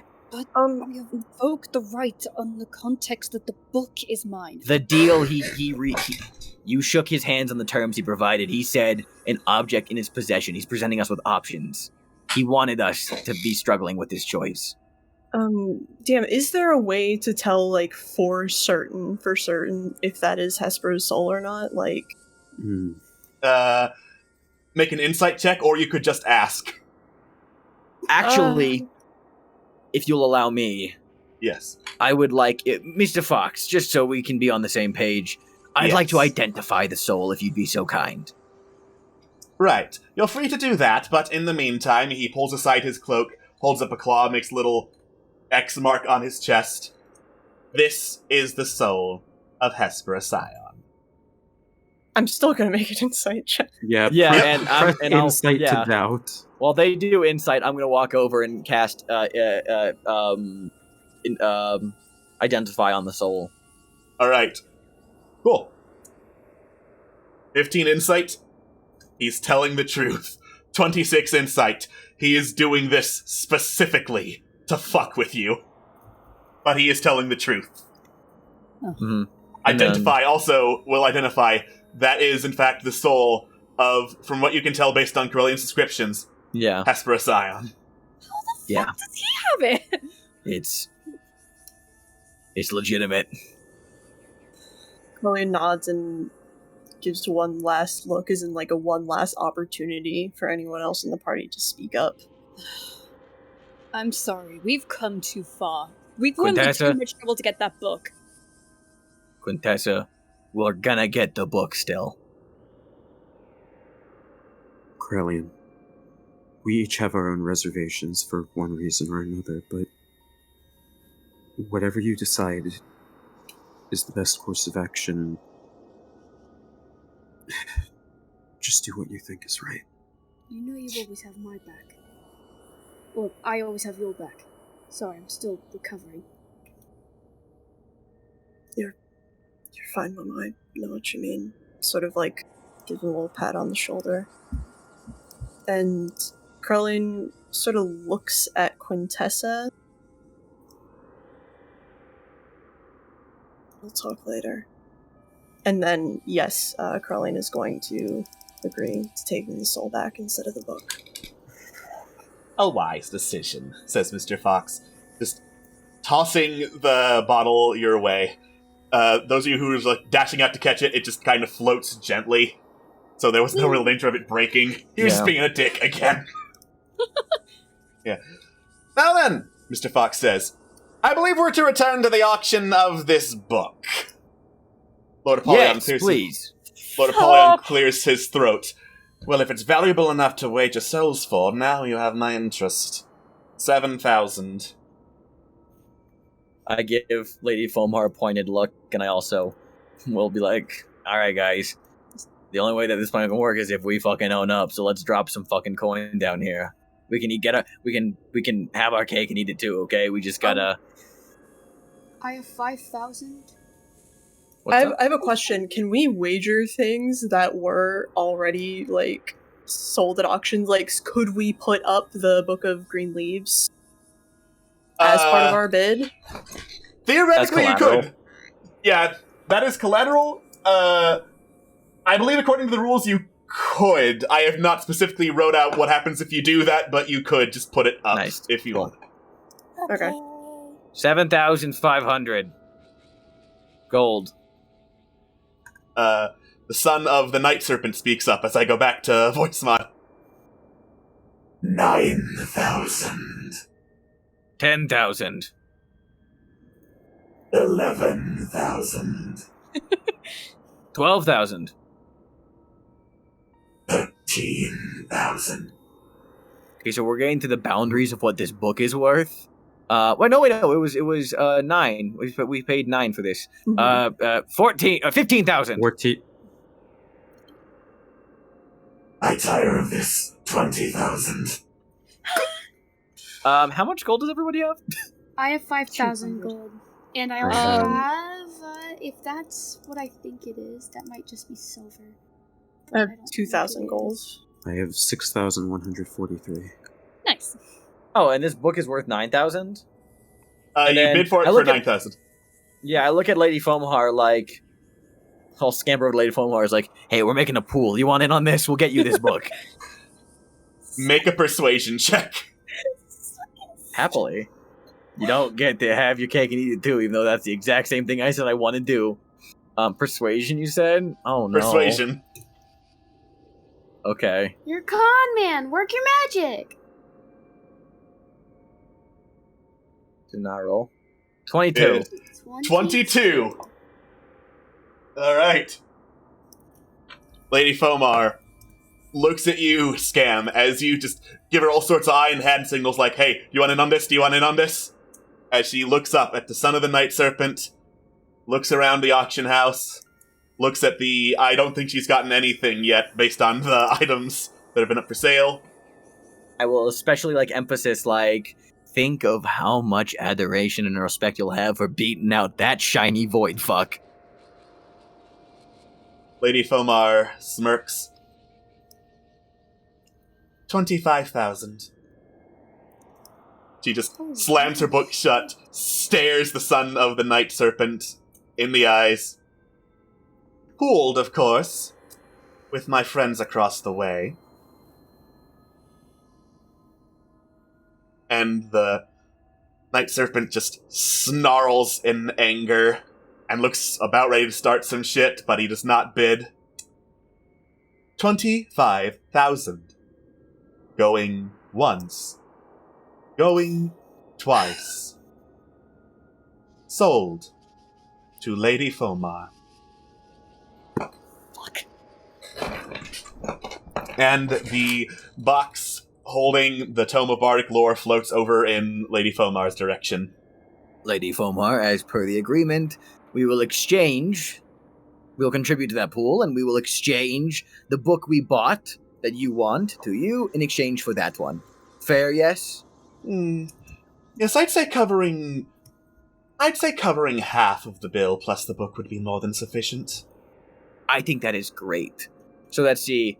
The half of 25,000 is 1250. 1250, and then not including the book, right? Oh no, sorry. That's 1250. Not so 1250. 1250, so I give her not the book. Including the book.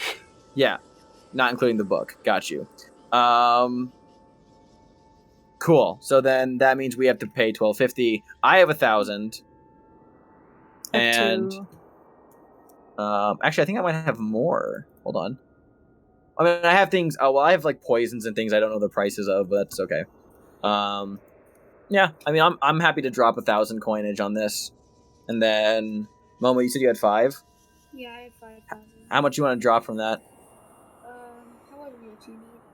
So we're currently at 2,000. Oh, sorry, we're at 3,000. Or how much did you drop, Caroline? I dropped my 2. Yeah. Okay, so we're at 3,000 total so far. All right. So, and how much did Malifane have? 6,000 something. So, Momo, if you drop your 5,000, we'd be at 8,000, and then Malifane would need to drop 4,000 and 4,500. Are you cool doing that, Mal? Mal is BRBing. I'll make a note for when he comes back. I'm cool with that. Mm-hmm. Take my 5,000 gold. To get Trevlon back? Yeah. If he's not in that book, I'll actually scream.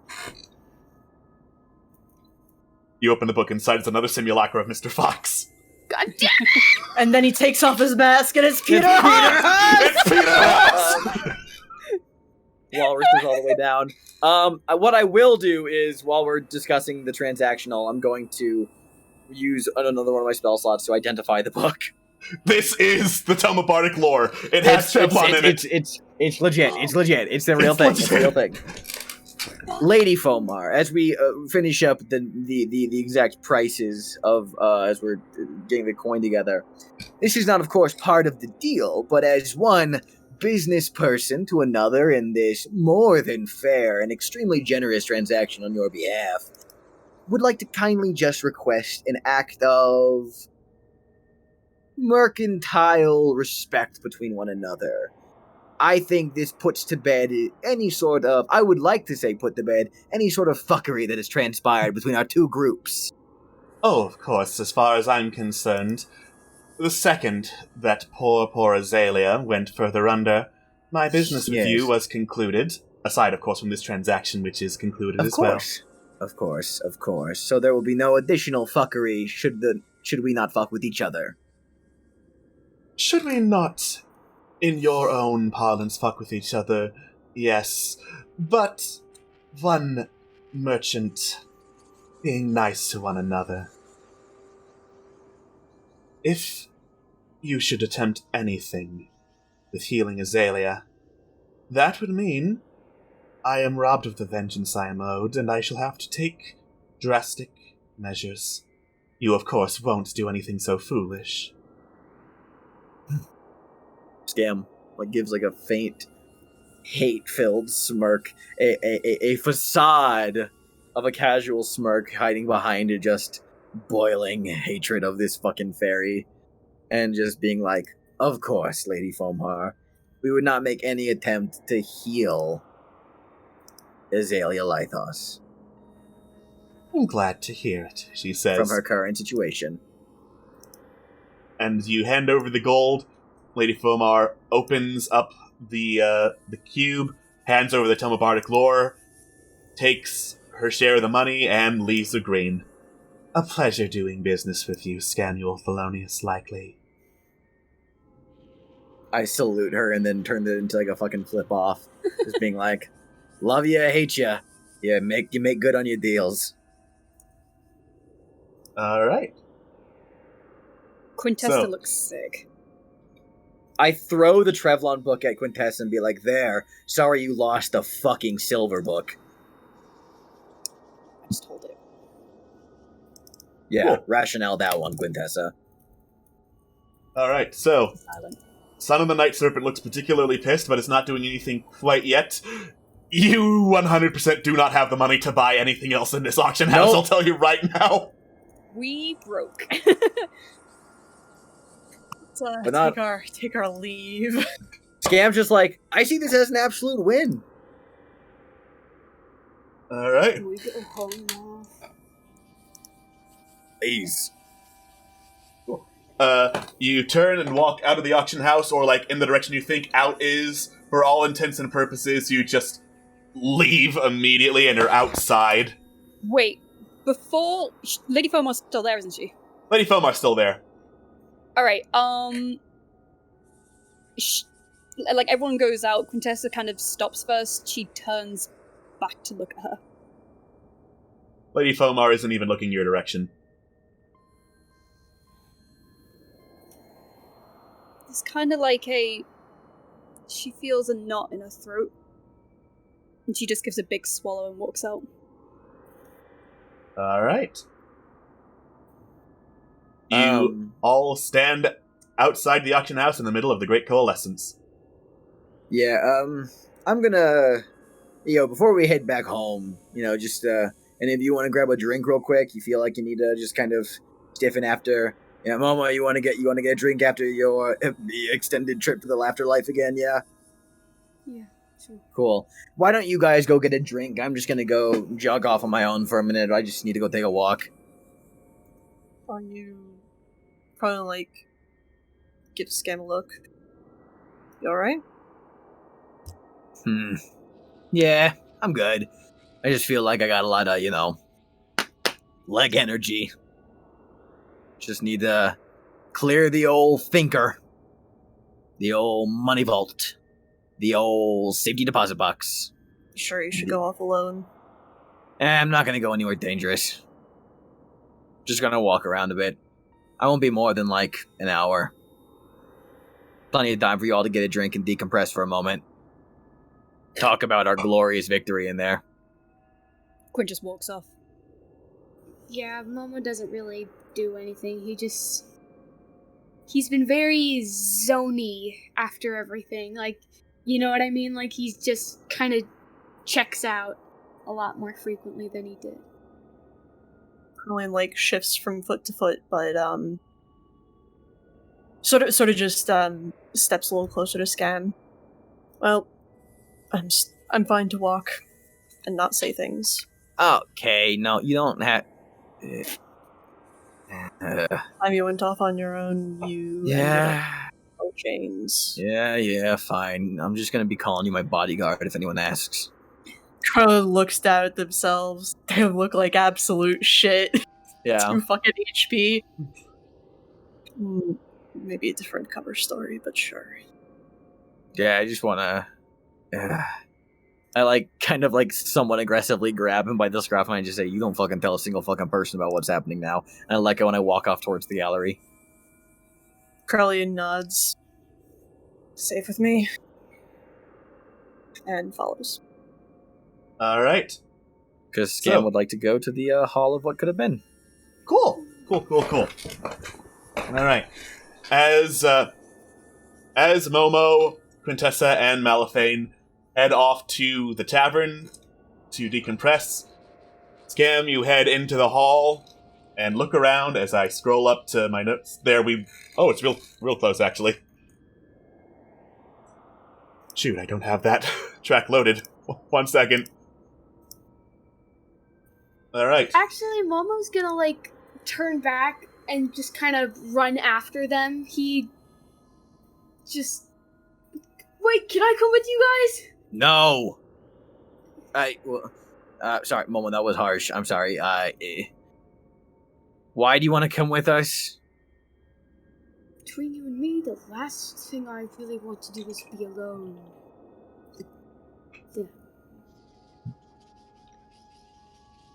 Momo, I need privacy. Okay. And he backs off. You can come, but just I look at I look at Corelli and like wordlessly like Carlene sort of leans into Scam. If you're doing what I think you're doing, you can't see anyone else's painting. Oh, is that real? Okay. Yeah, Momo, you can come along. You sure? I don't... Yeah, but if you tell anyone, I'm gonna fucking cut your wings off. He shrugs and... It's like, okay. But if you're coming along with us, then, fucking Scam slaps an arm around his shoulder and, like, traps him into place and says, "Let's talk about angst behavior in teenagers." Actually, you know... Nope, come on in, let's go. You made your bed. You made your bed? All right. Father and father need to have a chat with you. Uncle time. No! Uncle and father, yeah. Yeah. Scam and Corellian, you drag Momo to the gallery, having some Uncle Time chats on the way. And, like, a couple minutes in, as you look around, Scam, you see a portrait that looks like, it looks like you back in Port Mirandu at Paulette's laboratory, working with her to finish off this huge, like, mechanical tower almost as tall as the room you're in. I'm looking at the painting, I just kind of, like, take a deep inhale, and I just kind of close my eyes and just go, okay. I don't know why I'm doing this. This is probably more self-harm than anything else, but, I don't know.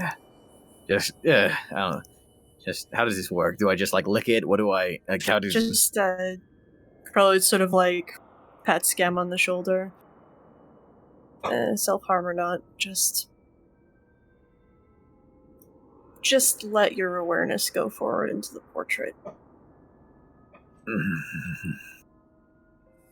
We'll be right here. And Carly, like, finds a bench.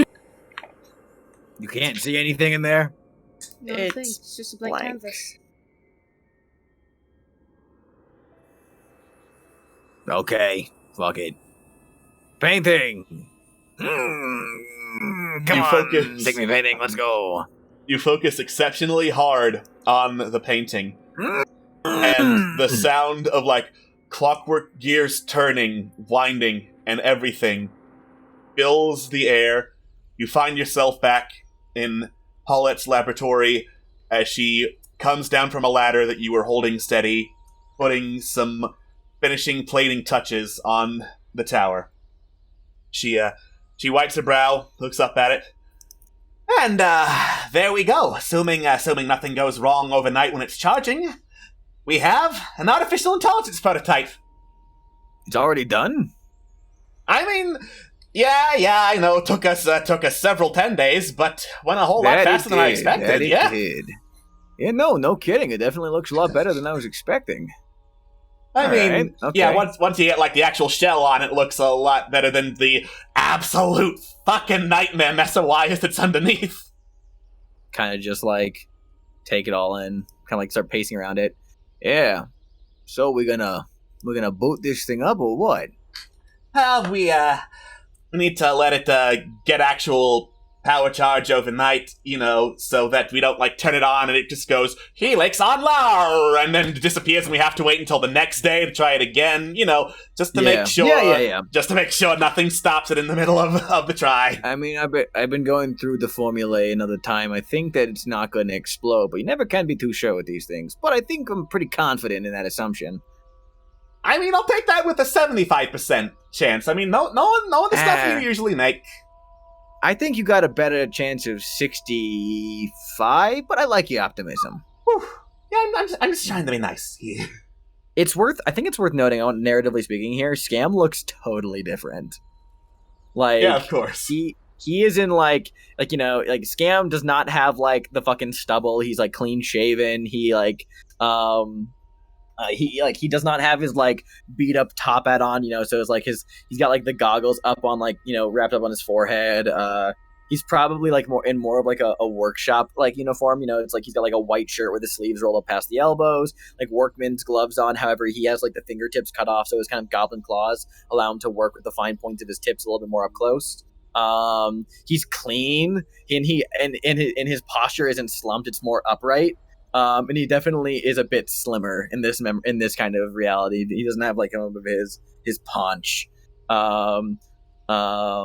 So he's just kind of, like, going about sorting, like, working over things, just, like, running through all the diagnostics again. Cool. The diagnostics look pretty good. There are places where you think for sure you could improve it, but Paulette said no, and there was a lot of grumbling, but eventually her ideas were the ones that went through into, like, the actual assembling of what gets plugged in where, what each component is meant to do, how much power goes into each. And it looks serviceable enough. Exactly. Scam wants to look at the formula, the schema, the diagnostics, everything that is being displayed here in this space, and the back of his mind wants to actually mechanically ponder if this is correct or if this is just some facsimile that a memory is saying of, like, oh yeah, this is totally correct, but, like, am I looking at what would actually be what would actually work in an artifice kind of environment? Am I looking at the correct formulae?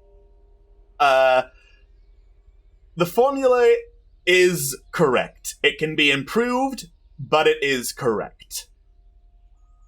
Scam really wants to commit this to memory. Like, he really wants to, like, make sure he gets every detail. Like, he wants to balance what he knew Paulette had gotten wrong before, what had held her work back in the past before, find those examples, and hold on to those little details of the bridging of the gap from what he knows happened in real life. All right.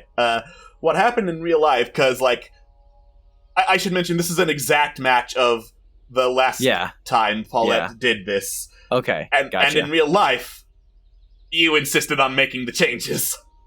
Gotcha. And then things went wrong, yeah. And then things went wrong. Okay, gotcha. Now I'm on the same page. Cool. Okay. Let's go. It looks good. I'm just kind of like, Scam's about to go into the old thing of saying the exact modifications that should be made, just kind of like takes the pencil out from behind his ear, kind of taps it up against the desk and goes, yep, no, looks good. Looks good. All all in the green, relatively speaking, of course. Relatively speaking, what the hell is relative about it? Oh, nothing at all. I mean, you know how it is when you buy certain parts from those merchants up north, you know what I mean? Just, you can never be too sure of quality these days, just hoping that those bastards didn't short-end us. She slowly looks over. I mean, yeah, it is entirely possible that that the kobolds, like, held on to something, but that's why I sent you over and didn't try to buy it myself, because, I mean, look at me, Yeah, no, exactly. I mean, hey, I think I put up a pretty good fight for what we got over there. I just, I think you sometimes did too. they're just... Yeah. I mean, when you fight for something, that's actually a really good use of, the whole package that is scam likely. Yes. Scamiel Thelonious likely in all of his glory. I'm just kind of like looking up at the machine. How long will it take to power? Should be an overnighter. Really? Okay. I mean, I'm excited to see it up and running. I mean, yeah, I am too. I mean, all the wires should be crossed. I mean, if it needs longer to charge, it needs longer to charge, but my best guess is an overnighter anyway. No, Paulette, you know me. I'm a stubborn, strong-headed fella. And, I sure could go off on all the ways I would make changes and improvements. However, this is your project, not mine. And I'm still supportive and belief in the fact that, this is gonna work, regardless of what input I have into it. So, just because I argue with you and disagree with you on some things, that doesn't mean that I, think I'm better than you. Paulette takes in a deep breath. When I first met you, I thought you were just a garbage person. You were smart, but a garbage person, and no matter how good the work someone puts in is, if you're a garbage person, then that's it. But there's more to you than that. It's when you put in the work for other people. It's when you help them out, like you were helping me. That's when, no matter where you came from, what else made you who and what you are,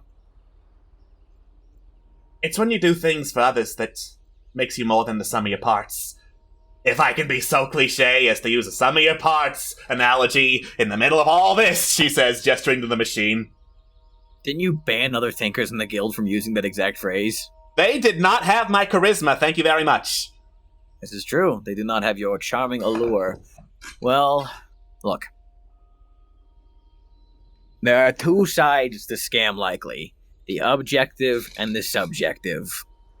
Both of them bad, but both of them bad, yes. Both of them terrible, but at the same time, kind of like lay out the schema with my, grease pen. I'm just kind of like circling, underlining, drawing arrows too.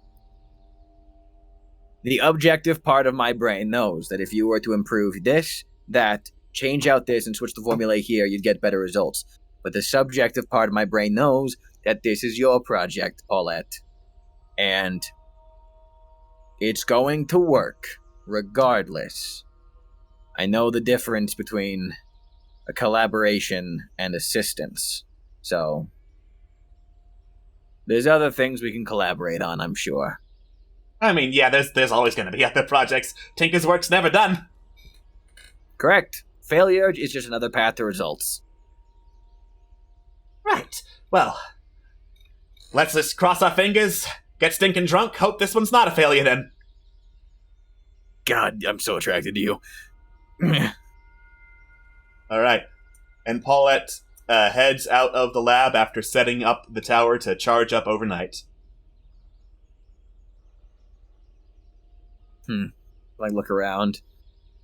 How does this work? Do I just leave when I want, or you just leave when you want? Change? Yes. Can I advance this forward in time? Can I stay here longer? I'm just calling out into the ether. I want to see if it works, damn it! I destroyed this thing, and I want to know if it works! Silence meets you.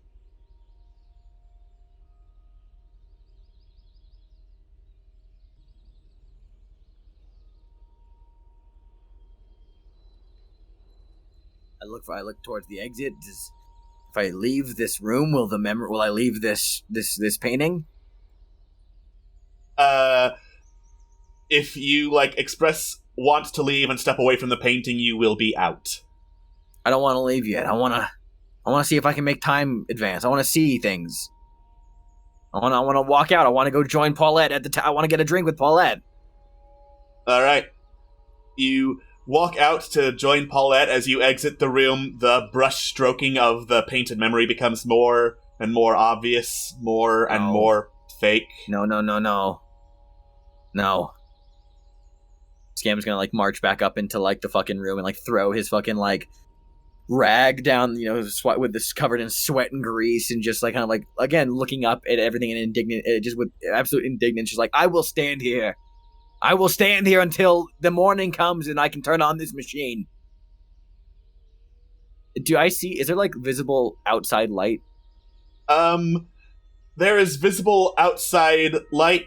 There's also the ticking of a tinker's mechanical clock that, as you notice, I will 0 time has passed. It ticks, but 0 time passes. The hour hand, the minute hand, the second hand, stuck right where they are. You bastards. Alright then.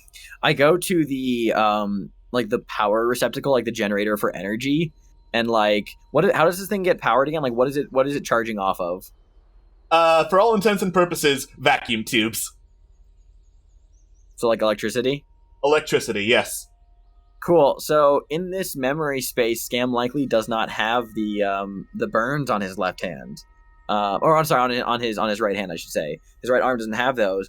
Because I think he looks at me and goes, "I have that power." Do any of my sorcerer spells work in this memory? Yes. I look over at the receptacle of energy, and I just grasp it, and I just begin to channel shocking grasp and lightning energy. I just begin channeling my own sorcerer's electricity into this machine. All right. As you do this, layers of paint strip away from your arm, revealing back the old body of Scam Likely, but the current present-day body of Scam Likely, as electricity just courses through you into the machine, and it just flares up, sparking with life, glowing really, really brightly. And then the vacuum tube pops, breaks, shatters open. Shit. Fucking mending that shit. Trying to get this thing, trying not to, repair the damages. You know? Right. I'm trying to, keep this under safe levels, trying to keep the energy. I want to build this thing up to a functionality. The glass goes back into place. The lightning just keeps sparking. There's, cracking and hissing as the ticking falls out of rhythm, as you just try desperately to keep the mechanical tower together. If the painting's beginning to is the painting falling apart and everything? The painting is falling apart as you do so, yes. I just grit my teeth and I say, "Fuck you." Can I use because I'm holding I'm channeling electricity and energy into this thing. Can I reach the power switch from here to turn this thing on in the painting? Yeah, sure. Yeah, I just reach over. I think Scam stretches his arms out between lightning crackling down his arm into the generator, and the other just grabs the switch and just says, "I will not let me be proven wrong." And I'm just gonna fucking flip the switch and see what happens. You flip the switch. The sparking machine just tries to power on, glowing even more brightly. You hear this mechanical voice trying to speak in common, but it's speaking too fast, words blurring over each other, sentences said at the exact same time. And then rather than try to cope with the amount of power it has, it just slowly fades, and color drains from the machine. I think Scam just, like, screams. Alright. You scream as color disappears from the rest of the painting. The brushstrokes peel away, and you're in this white canvas. I'm in the canvas still. I'm still here. You're still in the canvas world, yes. I look around and I just kind of go, what? Can't keep up with that? Nothing, Eventually. huh? Yeah, like 20 seconds later, you hear echoing back, up with that, up with that, up with that, up with that.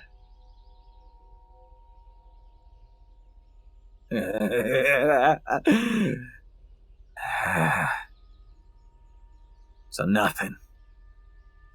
Just nothing.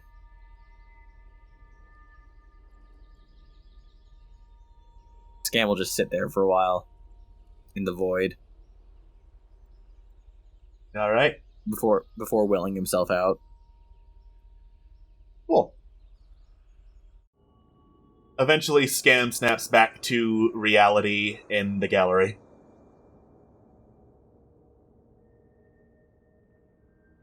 Alright, let's go.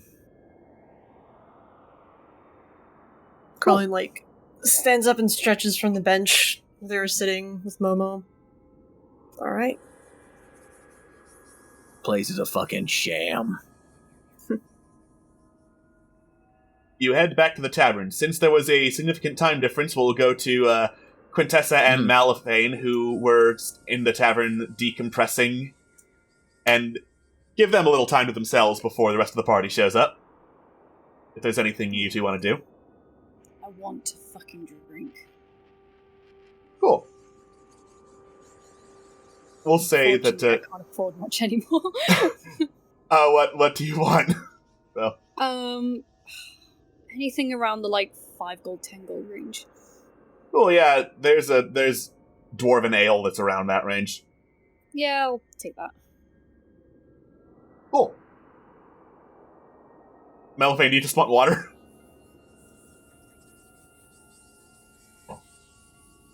Malifane is muted.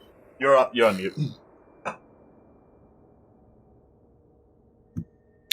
Yes, that would be nice. Cool. Alright. It's a lot less crowded at the tavern than it was before, since most people are in the auction house or in the gallery right now. Hogwash, the armored dude who Corellian talked to earlier, is still there, head firmly planted on the bar. But otherwise, it's mostly just you two at a table, having dwarven ale and or water. She has the book, like, pressed to her chest. She's kind of, like, rubbing the spine of it with her thumb. Just making sure it's still there. Which book again? The Bardic Lore? Tell the Bardic Lore, the one that does in fact have Trevlon in it. Right. Well, by technical accounts, I guess we did it. Yeah. It's done. Now what happens? You just carry on with the war, I guess. Easier said than done, don't you think? Doesn't matter. I still have to deal with Eldrin. Yeah. Yeah, we do. But the book stays with me. It's gonna stay safe this time, right? Yes. I'm not using it for any fucking demons or anything. There has to be some sort of a safe or some sort we can place it in. No. Something anti-Yugoloth. It's staying in sight, Malifane. We went through too much fucking trouble and all of our fucking money to get this back.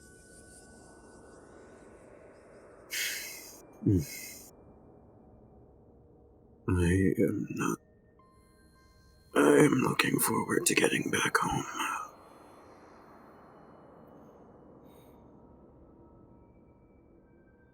She glances at it. So many questions I want to ask this thing, but that'll just cause too much trouble. Come to think of it, it didn't even open itself up to us. How the hell did Mr. Fox get it open? I don't care. I mean, he's from another plane. He'll have his methods. But if he was able to get the book open, then he was able to get to Trevlon. Don't you think? If I try to open the book, is it still, like, shut? It is still, like, firmly sealed. It's something he's capable of, not us. And what? You're suggesting we go back and ask? Certainly not. But maybe there's something he's capable of that we're not. You know, being a demon and whatnot. No fucking shit, Malphine. It's not funny. She just takes a massive, like, swig of the ale. Sorry, dear. What do you suppose those three saw in the gallery? It's none of my business. It's none of my business what you saw either. Are you okay? Yeah. Even if it's a false comfort, it's a comfort nonetheless.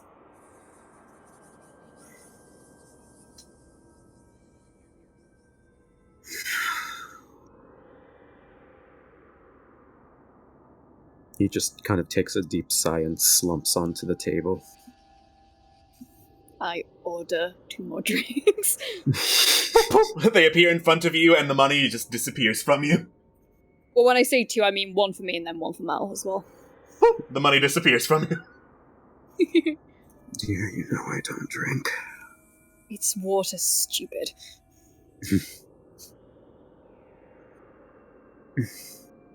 Much appreciated. Alright. Yeah. Around this time, Scam, Momo, and Corellian get back. You three? Ready to go? Mm-hmm. By certain accounts, I suppose so. So? Waiting for. Hmm? What are we waiting for? Let's go! Yeah, okay. I feel Quintess is a tiny bit tipsy at this point, so she just like kind of hugs the book and she's like, come on, Trevlon, let's go. Alright. You head out of the tavern, and for the sake of expediency, I'll just say, leaving the Great Coalescence Auction House, same rules as leaving buildings in it. Just will and clear expression to leave, and you'll come out back where you started. So we extend leg. Extend leg.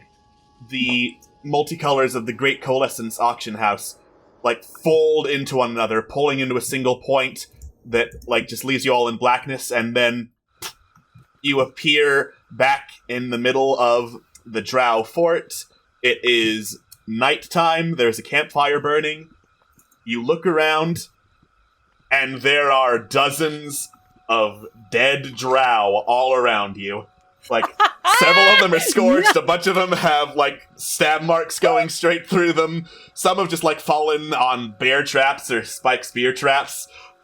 But these are a bunch of dead-ass Drow. I look for the hobgoblin. Malphine just kind of perks up and says, "Well, when they said they could take care of things, they weren't kidding." All right. You look around. Let me double check. I believe Nalzog is just sitting at a makeshift table he has set up along with Locknock. The two of them have cards and are playing some kind of game. Nalzog looks up, sees you appear. You missed the party. Clearly. Party? Damn, you didn't save any for us. I Colin's mean, like woozy.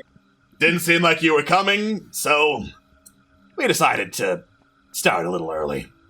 Sorry, we got caught up in a multiplanar bidding war. How long exactly have we been gone? Let's see. You left around midday. It's been 4 hours since sunset. So, like, I'd say half the day. Not bad. Okay, that's not bad. Not That's bad at not all. too bad, no. Okay, cool. Well, So did you find him? The shadow guy you were after? Yes. Nah, the pale ones booked it as soon as they discovered something was wrong and heard the screaming. Yeah, I thought so.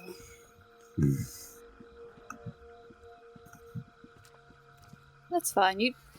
Nice job. Thanks. She's very smiley, all things considered. Yeah. Still a little drunk, book in hand. Amazing. Yeah. So, is everyone all right? How'd it go down? Well, we had some time, so Zagnarok set up a couple of bombs. The rest of us set up, like, pit traps, spikes in them. I climbed up on the wall, stabbed anyone who came through whatever portal they were coming through. I'm sure Locknock also did something. Yeah, says Locknock with a shrug. But kids they brought with them are in the tent. Zagnarug is tending to them. Don't go in there right now. Why? Should we be concerned? She's busy with hers. Oh. Gotcha. Yeah, I'm not ready for kids yet. Yeah, don't bring that up in front of her. She'll never shut up about it if you do. She'll never shut up, maybe even if you don't say anything. Okay, so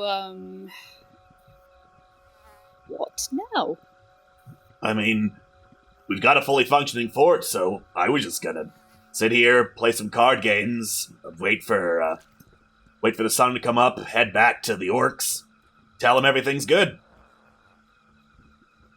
Sounds good. Carlin, sort of pulls up to the table. What are you playing, and would you mind dealing me in? Well, common tongue, it translates into war game. I'm sure it's a lot more eloquent in Goblin, and he says the name in Goblin, and it does in fact sound very eloquent, Scam. Yeah, it's pretty eloquent. Yeah, I know, right? Yeah, damn, eloquence. Yeah. Anyway, we're just about to finish with this round. I can give you a quick go over the rules here. Don't know if we can deal you into a game right now, but maybe afterwards. Yeah, sure. I'll just watch, see if I can pick up on it. And Carlin, sort of lays their head on the table slightly, so he's still watching, but is just pretty much out of it. Malithane looks to the cards, looks to the dead drow. You know what? Fuck it. Deal me in as well. Cool. So I can show you the rules, but I don't know if you can play a game, is DM talk, for this is a game mechanic I am introducing here in a low-stakes card game to go over. Okay. Hey. Oh, okay. Yeah. So basically, this is to represent mass warfare without me having to roll for thousands of arrows. Let me actually get a little war room. Yeah, because this is a war room representation. I'll get a war room track in here. Alright. Cool. I can't believe we're about to play Fire Emblem. Alright. Ooh. So, I'll show you a little handout that explains all of these rules for you to peruse at your leisure. I'll narrate as we go in the meantime. Okay. Yeah. So basically, armies here are represented by cards rather than a million different tokens. And each of these cards have stats reflective of what kind of troops they are. Armor class, hit points, what damage they do, and their bonus to attack rolls. It's basic... Yeah, so in that regard, it's stats that are very similar to actual D&D tokens. these cards can be like moved around the battlefield one square at a time and engage in battle with the enemy. You can also like group up multiple cards together, so it doesn't particularly matter what type of card it is, and there is no limit to how many cards can be in a group, unless they are in a garrison, which is your home base, in which case there is actually a limit. You can also send out scouts and spies to determine what cards the enemy has. By default, they're face down otherwise. And there are checks to look over that. Knowing what cards the enemy has can help you determine where to send your own cards. In combat, every token moves at the same time. There's no initiative, because everyone's just running into a big pile of army and going the fuck at it. So, and if a roll hits an armor class, like if a man-at-arms rolls high enough to hit a knight's armor class, it'll do the damage that a man-at-arms does, in this case 2. If a knight hits, it'll do 3 damage flat to whatever the man-at-arms targets. If health is gone, card is gone. There are also support cards that can give stat bonuses or extra abilities, like there are ships that can help you go over water, there are archers that give you better attack bonus, and stuff like that. This is a lot. Sounds good. Yeah. And, the goal of any particular wargame depends on the whims of the cruel god that is the DM, but usually it is kill everyone else, or take the enemy garrison, or survive a siege. Because there are sieges, definitely. Sometimes cities just get fucked over. Sometimes, yes. You really just be like that. Okay. Really do just be like that sometimes. Okay. Alright. I don't want to say it's simple because it's a lot to take in, and I did a very fast version of the rules, but the actual PDF this is from, Wallen's Guide to Mass Warfare. Wallen's Guide is 22 pages, and 12 of them are just images of the cards, so... So the scouts and the spies, they're not actually tokens that are on the field, so they can't be, killed or attacked, right? Scouts and spies cannot be killed or attacked. Just send one out for each group and see what happens. They represent any actual scouts or spies that you may have, and they can get captured. The spies can anyway, but otherwise, no, you cannot target scouts or spies. Okay, if a scout fails their check or whatever, is there a chance for them to get captured or something negative to happen to them? For scouts? No, scouts have any number of directions to run. Spies, the idea is they sneak into the garrison to look around, right. And failing the check means they get caught in the middle of it and they don't have an escape route. Okay, yeah, cool. It's making sense to me from what you've said and what I've managed to skim quickly. Cool. I just realized there is a phone sound effect in this war room track. Shh, it's fine. It's fine. Sorry, I gotta take this. The alarm spell. There you go. The alarm spell. Scam pulls out his BlackBerry. Yeah, let me just text someone real quick. No. It's like an 80s fucking cell phone, that big fucking brick. Yes. Dear Paulette, God. I went to another dimension, and I was right the whole time. Just so you know, your shit wouldn't have worked. I win. No, it's just... Sir, this is a fantasy Wendy's. Alright, so, do you want to call the session here and, wait until next session to do a practice round of war, or do you think we can do it in 10 minutes? I think it's a good place. I think it's a good place to... Yeah, cool. Yeah. Well, as cap it off here, and that way we can ruminate on all the things and come in. PDF. Exactly. Yeah, I'll drop the PDF in chat. But in the meantime, Lock Knock and Nalzog's game finishes up, and you settle in to do a practice round of Goblin War Games, and that is where we're going to end our session. Thank you so much for tuning in to Fallen Empires. The Mr. Fox boss fight was something I have been planning for a while. I wanted to make absolutely sure I was playing to the height of both intelligence and dickishness. And I look forward to seeing where our heroes go next in Irion.